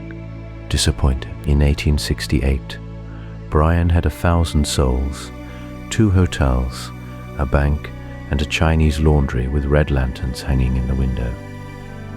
By 1880, it had 13 people and a stray dog. The buildings stood for another 20 years, slowly leaning into the sagebrush, until someone came with a wagon and hauled the good lumber to Green River. The artifacts from these bypassed towns are strange because they are so ordinary. In museums across the mountain west, you can find the objects folks left when they walked out. A cast iron stove from a hotel kitchen in Bear River City, a brass hotel bell with the name still stamped on the base, a ledger from a dry goods store in Piedmont. The last entry dated a Tuesday in October, written in the neat sloping hand of a merchant who thought he was coming back on Wednesday. There is a photograph in the collection at the Denver Public Library that shows the main street of Corinne, Utah. In 1873, Corinne was supposed to be the great Gentile city of the territory, a rival to Salt Lake, built where the transcontinental line met the wagon road to Montana. In the photograph, the street is wide and muddy. There are 17 buildings visible. Men in dark coats stand in front of a saloon. A dog sleeks in the middle of the road. What makes the picture strange is the background. Past the last building, on the horizon, you can see a thin, dark line running left to right. That line is the rerouted spur of the Utah Northern, laid the year before. It bypasses Corinne by 4 miles. The men in the photograph are still smiling. They do not yet know they are standing in a ghost town. The letters are the hardest to read. In a private collection in Ogden, there is a bundle of correspondence from a woman named Hattie Voss, who kept a boarding house in Bear River City. She wrote to her sister in Illinois every month for 6 years. In April of 1869, she describes new lace curtains and a piano coming by freight wagon. In September of 1869, she mentions, almost as an aside, that the railroad has moved its terminus 12 miles west to a place called Evanston in November. She writes that the piano did not sell and she cannot give it away. In February of 1870, she writes that she is leaving. The last letter is dated from a rooming house in Omaha. She never mentions Bear River City again. Sometimes the artifact is the building itself, standing where no town should be, near the old grade of the Denver and Rio Grande in southern Colorado. There is a 2-story stone bank at the edge of a hayfield. It has no roof. It has no neighbors. It stands there, square and stubborn, in the middle of a pasture where cows graze around its foundation. The bank was built in 1881 for a town called Malta, which had every reason to believe the main line would come through. The main line went 8 miles north. The bank opened for exactly 3 months. You can walk up and put your hand on the stone. It is cool, even in July. The mortar is crumbling in places, and swallows have built nests in the empty window frames. The vault door is still there, hanging open, its hinges rusted the color of dried blood. Inside, on the floor, someone once found a single silver dollar, dropped and forgotten on the last day. It is in a museum now, in a small glass case, with a card that says only Malta, Colorado, found 1962.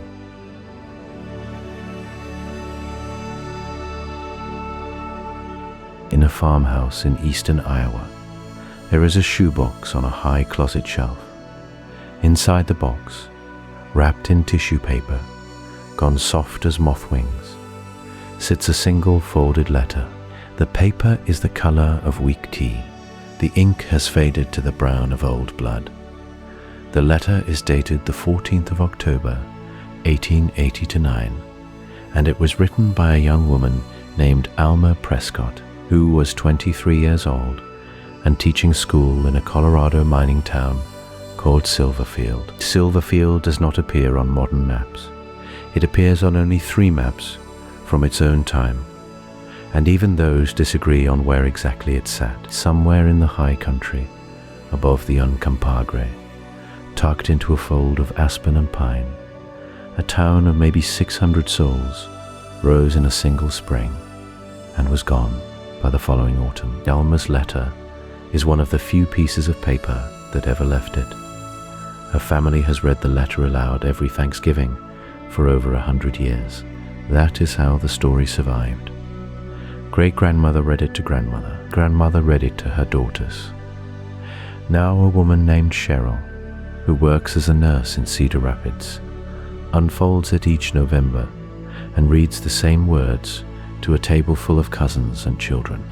The letter begins gently. Alma writes about her 21 students, about a boy named Thomas who could already do long division, about a girl named Rose who brought her wildflowers pressed inside a slate. She writes that the schoolhouse smelled of pine sap and chalk dust, and that the wood stove in the corner smoked when the wind came from the north. She says the mountains at dawn looked like they had been dipped in rosewater. Then, halfway down the page, the tone shifts. Alma writes that the Assay office closed on Tuesday. She writes that the Kirby family left on Wednesday and the Halloran family on Thursday. She writes that Mrs. Delaney, who ran the boarding house where Alma took her supper, packed her china into a barrel and cried while she did it. Alma says she taught school on Friday to 11 children instead of 21. The last paragraph is what the family remembers best. Alma writes that she will stay until the end of the term. She writes that a teacher does not leave her children in the middle of a lesson. She promises to be home by Christmas and asks her mother to save a place at the table. Alma never came home. That is where the story stops being a letter and starts being a family mystery. No one knows what happened to her. There is no death certificate in any Colorado County office.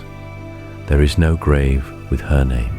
The last train down from the high country that winter carried mail sacks and 3 passengers, and none of them were her. Her trunk was never sent back. Her final wages were never claimed. Over the generations, the family has told the story different ways.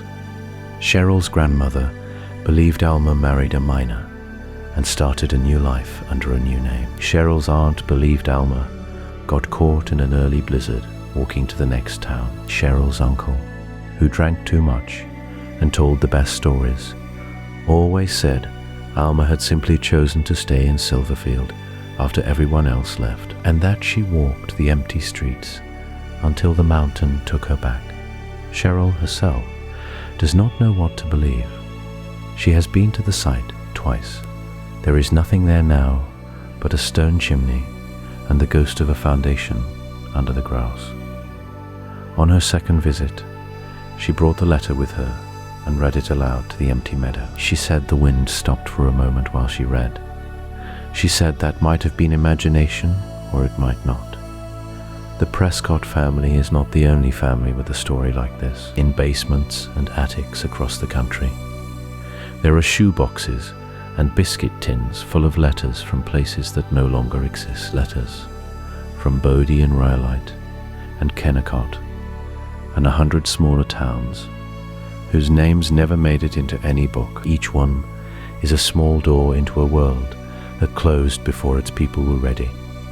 The children who listen at the Thanksgiving table always ask the same question. They want to know what happened to Miss Prescott. They want an ending. Cheryl tells them the truth, which is that some stories do not have endings, only long silences. Then she folds the letter back into its tissue paper and puts it away for another year.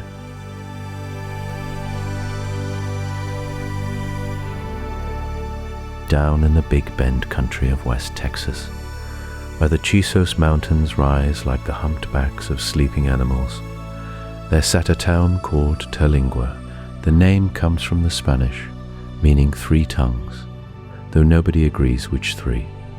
Some say Spanish, English, and the language of the Chisos people.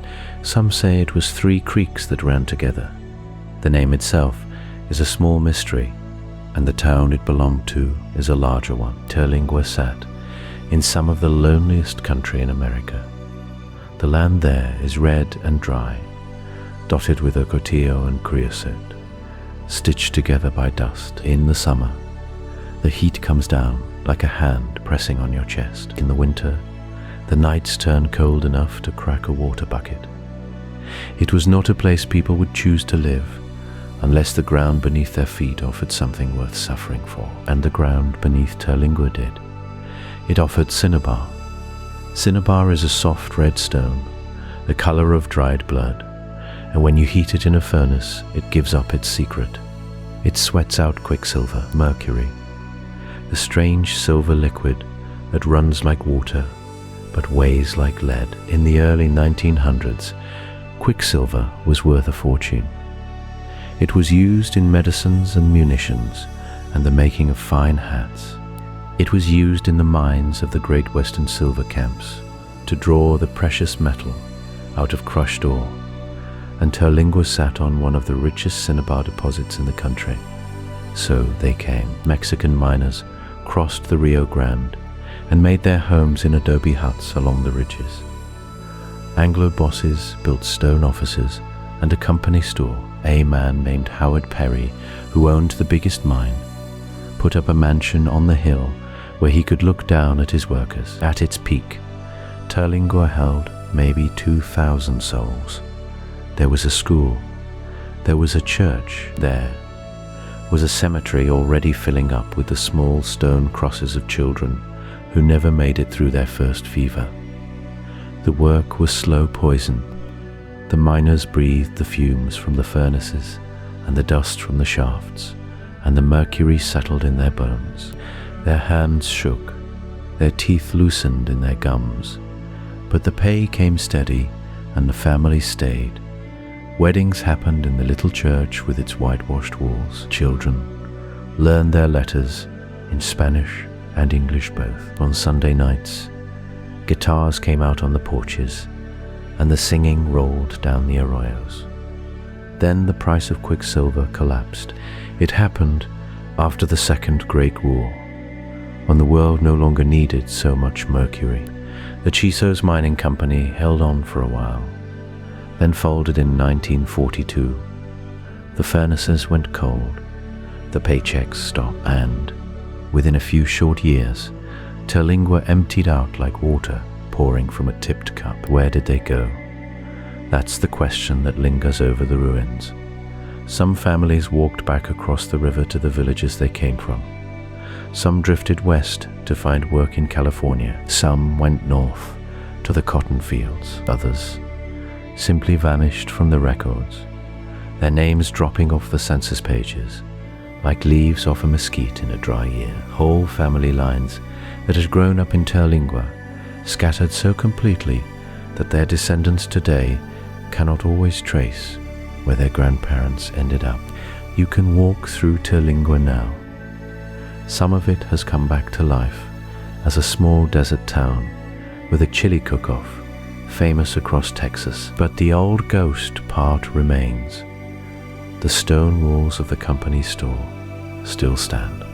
The mine shafts still yawn open in the hills. The little cemetery is still there, and the wooden crosses lean at soft angles, and the names painted on them have faded until only a few letters remain. Rosa, Juanito, beloved wife, beloved son. Here is the quiet truth beneath the argument about why boomtowns died. It doesn't much matter in the end whether Terlingua fell because of mercury prices or safer mining elsewhere, or the war ending, or 100 other reasons the historians can list. Something happened here that mattered to people. Babies were born in these adobe rooms. Old men died in these iron beds. Songs were sung on these porches that nobody living remembers now. The mystery is not only in the leaving. The mystery is in the fact that a whole world existed here, with its own weather of joys and sorrows. And then it stopped, and the wind came in and took over the rooms. The stone walls remember, the crosses remember, and the quicksilver, wherever it went with them.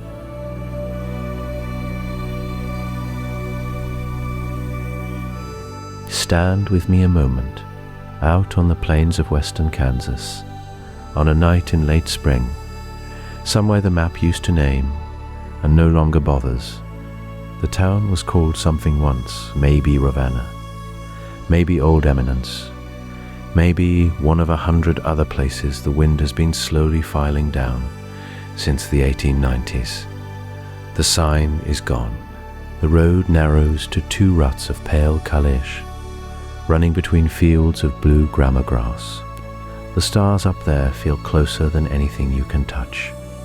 The air smells of dry earth and sage, and something faintly sweet, like old wood warmed by the day, and cooling now under the sky. Cottonwoods rattle their leaves along a creek bed that runs shallow this time of year. A killdeer calls once, thin and clear, and then the prairie takes the sound back. You can hear your own breathing. You can hear the soft crunch of grit under your boots. Look down. That grit is the town. The wind has been feeding it into the soil for a century. A ridge of dirt curves in front of you, low and long, and if you kneel and brush at it with your hand, you find a corner of red brick. A little farther on, the toothed edge of a stove lid rusted the color of dried tobacco. A blue glass bottle neck, a porcelain button still white as bone. The prairie takes things slowly. It buries the way a river buries, one grain at a time. The wind here did most of the work. Some towns died because the silver played out, some because the railroad chose the other valley. But out on the high plains, it was often the wind that finished them. A dry year would come, and then another, and the plough that broke the sod would leave the soil loose. Then the storms would climb. Farmers spoke of walls of dust taller than a courthouse, brown as coffee, rolling across the flat land with a soft roar like distant surf. They spoke of chickens going to roost at noon. They spoke of lamps lit in the middle of the day. The dust would drift against the north walls of the buildings. It would sift under the doors. It would gather on the countertops of the general store, on the keys of the schoolhouse piano, on the pages of the Bible left open on the pulpit. A woman in Meade County wrote in her diary that she swept her kitchen 4 times before supper, and by morning the floor was grey again. Families packed what they could and left. The buildings stayed. The dust kept coming. Stand still now and listen. Really listen. There is a hush out here that has weight to it. The prairie does not go silent the way a room goes silent. It hums. There is the soft breath of grass against grass, a sound like a hand moving across corduroy. There is the far-off yipping of coyotes, 3 or 4 of them, talking across a mile of open ground. There is the deep, slow creak of the earth, cooling. If you close your eyes, you can almost hear a screen door slap shut, somewhere out beyond the cottonwoods. That is only the wind in a broken fence post. But the ear wants a story, and the plains will lend you one. Above you the sky is not black. It is a deep powdered blue, thick with stars that seem to lean down. The Milky Way runs from the north horizon to the south like a river of dim silver. Out here, without a single porch light or gas pump for 30 miles, the constellations come back the way the settlers saw them. Orion sinking west, the Pleiades tapped low, satellites drifting across on their patient errands. You feel small under a sky like this, small in the good way, small the way a stone feels small in a wide stream bed, worn smooth and at ease. The people who lived here saw this same sky. They stood in doorways after supper, with coffee cups in their hands, and watched these same stars come out. They believed the town would last. They ordered pianos from Kansas City. They planted lilacs by the front step. Some of those lilacs still bloom, out at the edges of the buried lots, wild and unattended, giving off their old sweetness to nothing but the wind. Nothing here is frightened of you. Nothing here means you any harm. The town has already done its living. It is only resting now, folded gently under a blanket of dust, waiting for the stars to finish crossing overhead.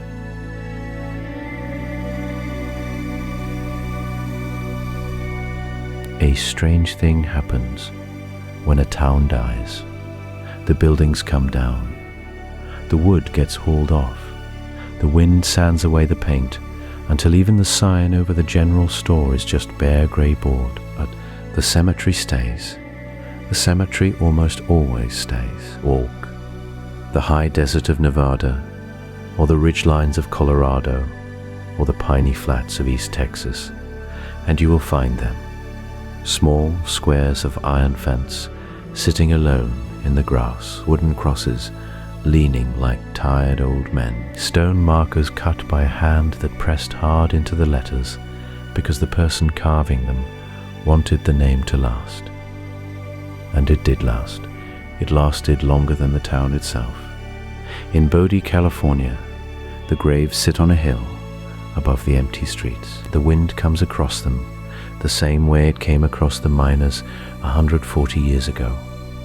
Small children rest under stones no bigger than a loaf of bread. A whole family, gone in one winter of diphtheria, laid side by side with the youngest at the mother's feet. The town that buried them is dust and rusted tin.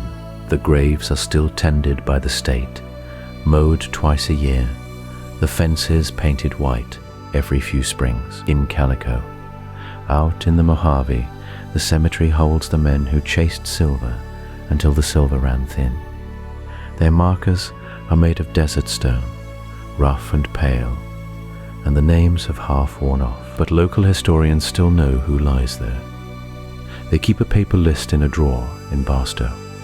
A woman named Alma, a boy called Tobias, a saloon keeper whose first name nobody wrote down.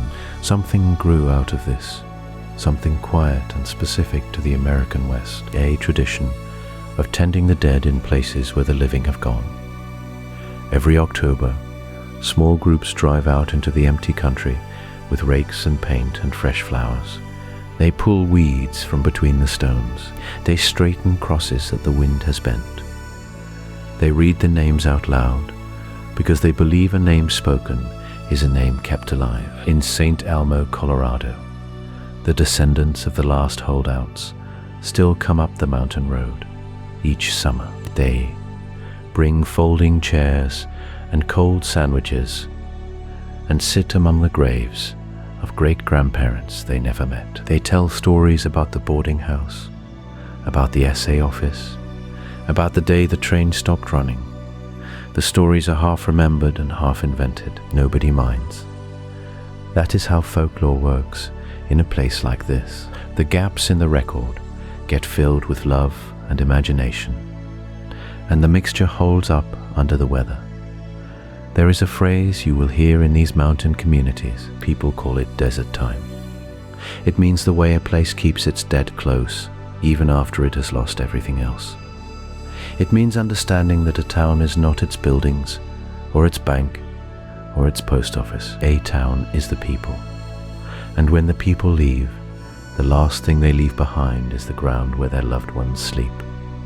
Everything else can burn or blow away. The cemetery is the anchor. Photographers came in the 1930s and made images of these graveyards. Painters came in the 50s. In the 70s, a whole subculture of ghost town hunters bloomed across the West, driving old jeeps down washboard roads with maps folded on their laps. They came for the empty saloons and the leaning church spires. But the pictures they took most often were of the cemeteries. Something about a small fence around a small grave in a huge empty valley says more than any collapsed hotel ever could.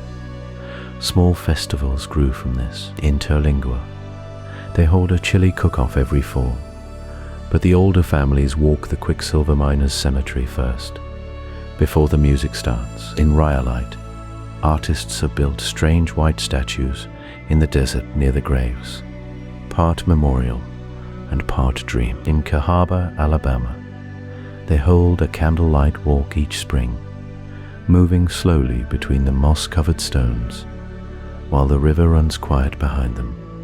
The mystery of what emptied these towns stays open. The economics, the fires, the floods, the shifting railroads, the veins that pinched out overnight. Historians argue, geologists argue, old-timers just shake their heads, but the cemeteries do not argue. They sit in the wind and the sun and the snow, holding names, holding dates, holding the plain fact that people were here, people built something here, people believed in something here, and when the believing ran out, they left their loved ones in the ground and walked away, trusting the desert to remember what they could not carry.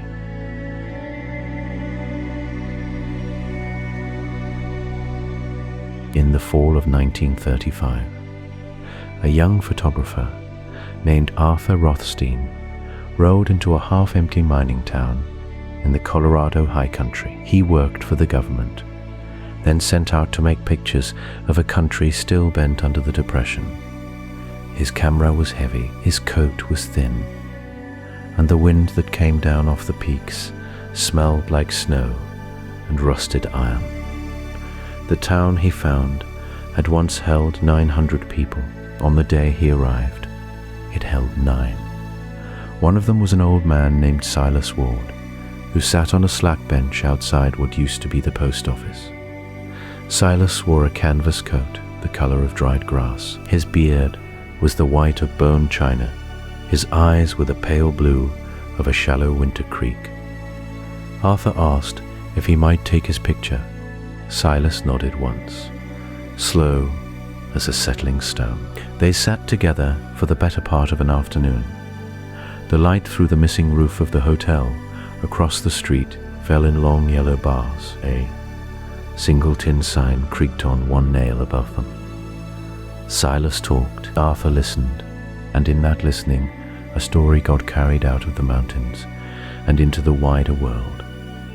Silas had come to that town as a boy of 11, hauled in on a wagon behind his father's mule. He remembered the streets when they were black with people. He remembered the piano in the saloon and the woman who played it in a green silk dress. He remembered the schoolhouse, painted white, with a bell that could be heard a mile down the canyon. He remembered the leaving too. He remembered it in pieces, the way a man remembers a long fever.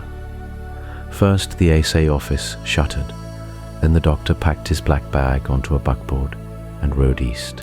Then the schoolteacher held one last day, dismissed the last 3 children, and walked out with the bell clapper in her pocket, so no one else could ring it. Silas said he did not know why he stayed. He said his wife was buried on the hill, and his brother, and a daughter who never made her 2nd year. He said the town went to sleep around him, like a dog settling by a stove, and he had simply stayed where he was. Arthur wrote all this down in a small brown notebook. He took 4 pictures of Silas, then he drove out of the mountains and did not come back, but the story went with him. Arthur told it to a writer in Washington, who told it to a school teacher in Baltimore, who told it to her nephew, who was a merchant seaman and told it in a bar in Marseille. That nephew told it to a Frenchman, who wrote it into a small book about the American West that never sold more than a few hundred copies. And somewhere along that chain, Silas Ward stopped being a real man and became something else, a figure, a shape at the edge of the fire. In the French book, Silas is called only the Watchman. He sits outside a post office in a town with no name. He tells the visitor that towns die the way people die, quietly, in bed, in the middle of the afternoon, and that no one is there to see it happen, except the ones who stayed. The book was translated into Spanish in 1962. A copy of that Spanish edition found its way to a rancher in northern Mexico, whose grandfather had worked in the same Colorado town as a young man in the 1880s. The rancher read it by lamplight and wept. He said the watchman sounded like his grandfather. He said the town in the book was the town his grandfather never stopped describing. That is how these stories travel. They go out in a photographer's notebook. They cross oceans in the pockets of sailors. They come back home in translation, wearing borrowed clothes, and someone recognizes them anyway. Silas Ward died the winter after Arthur photographed him. The 9 people in the town became 8, then 4, then none. The bench outside the post office fell over in a snowstorm in 1948 and was never set right. The building itself collapsed sometime in the 1960s. There is nothing there now but a rectangle of darker soil and a few square nails. But somewhere in a library in Marseille, a small brown book still sits on a shelf, and in it, an old man in a canvas coat still sits on a bench under a creaking sign, telling a stranger with a camera how a town goes to sleep. The story left the mountain forgot. The story did not.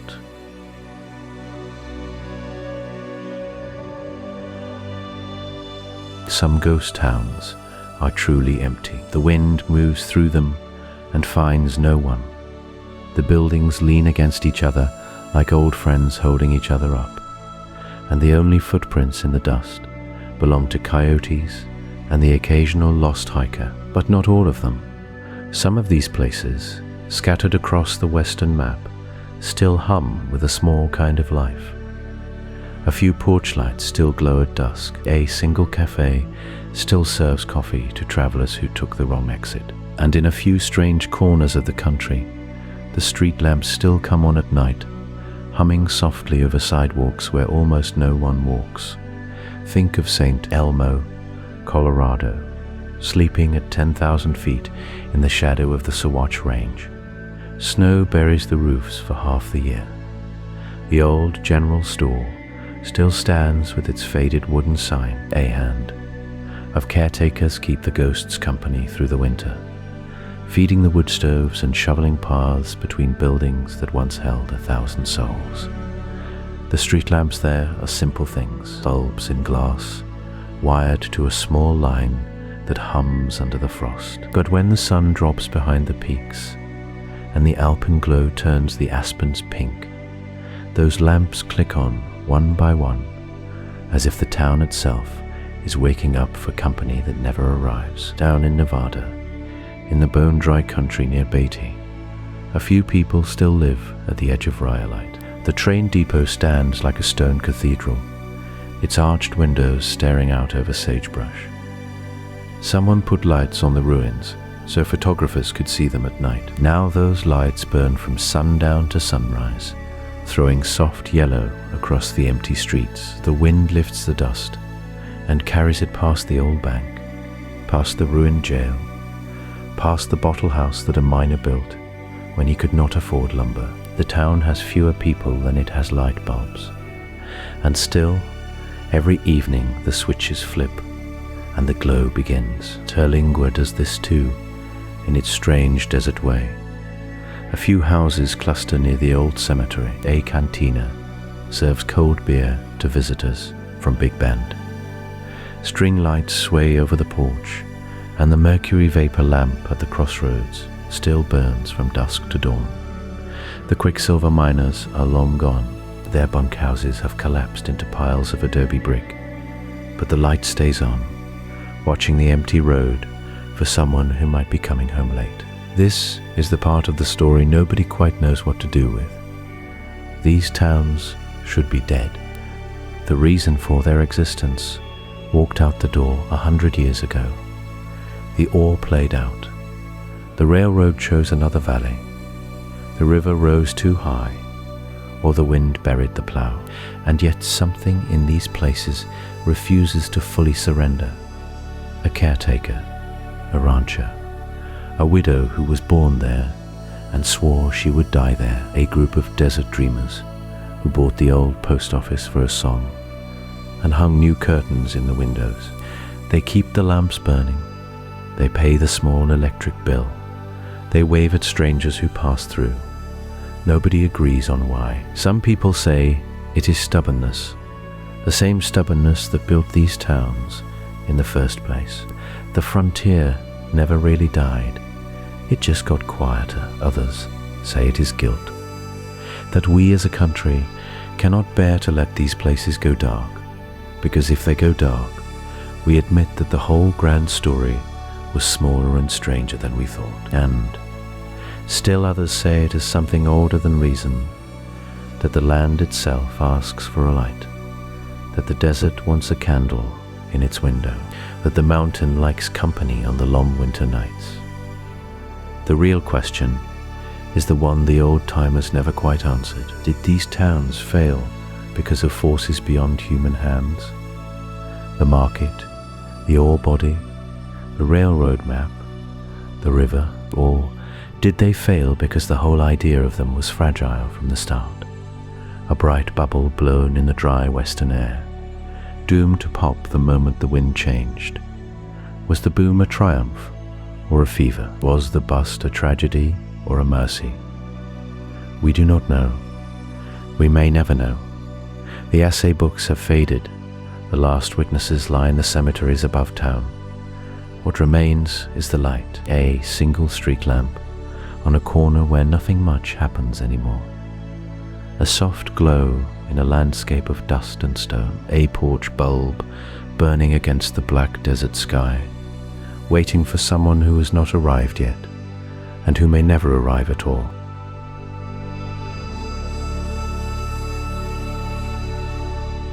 So here we are, near the end of a long night, sitting together with the fire burned down to soft red coals.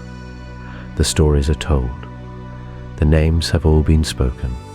Calico and Bodie and Rhyolite, St. Elmo and Cahaba and Terlingua, Kennecott and Centralia, and 100 more towns whose names slipped away before anyone thought to write them down. You have walked their streets in your mind.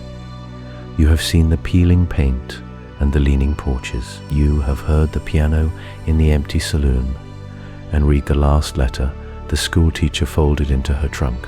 You have stood in the doorway of the Assay office and felt the weight of the ledger books stacked on the shelf. And, somewhere in all of it, maybe you noticed something strange. The wind sounds different in an empty town. Anyone who has stood in one after dark will tell you the same thing. In a living town, the wind is just wind. It rattles a shutter or lifts a scrap of paper and moves on. In a place like Bodie or Rhyolite, the wind seems to remember. It moves through the broken windows and the sagging beams, and it makes a low, soft note, almost like breath. That is not magic, not the kind you can prove. It is only the shape of what is left. The wind passes through hollow rooms and finds the same corners the miners once leaned against.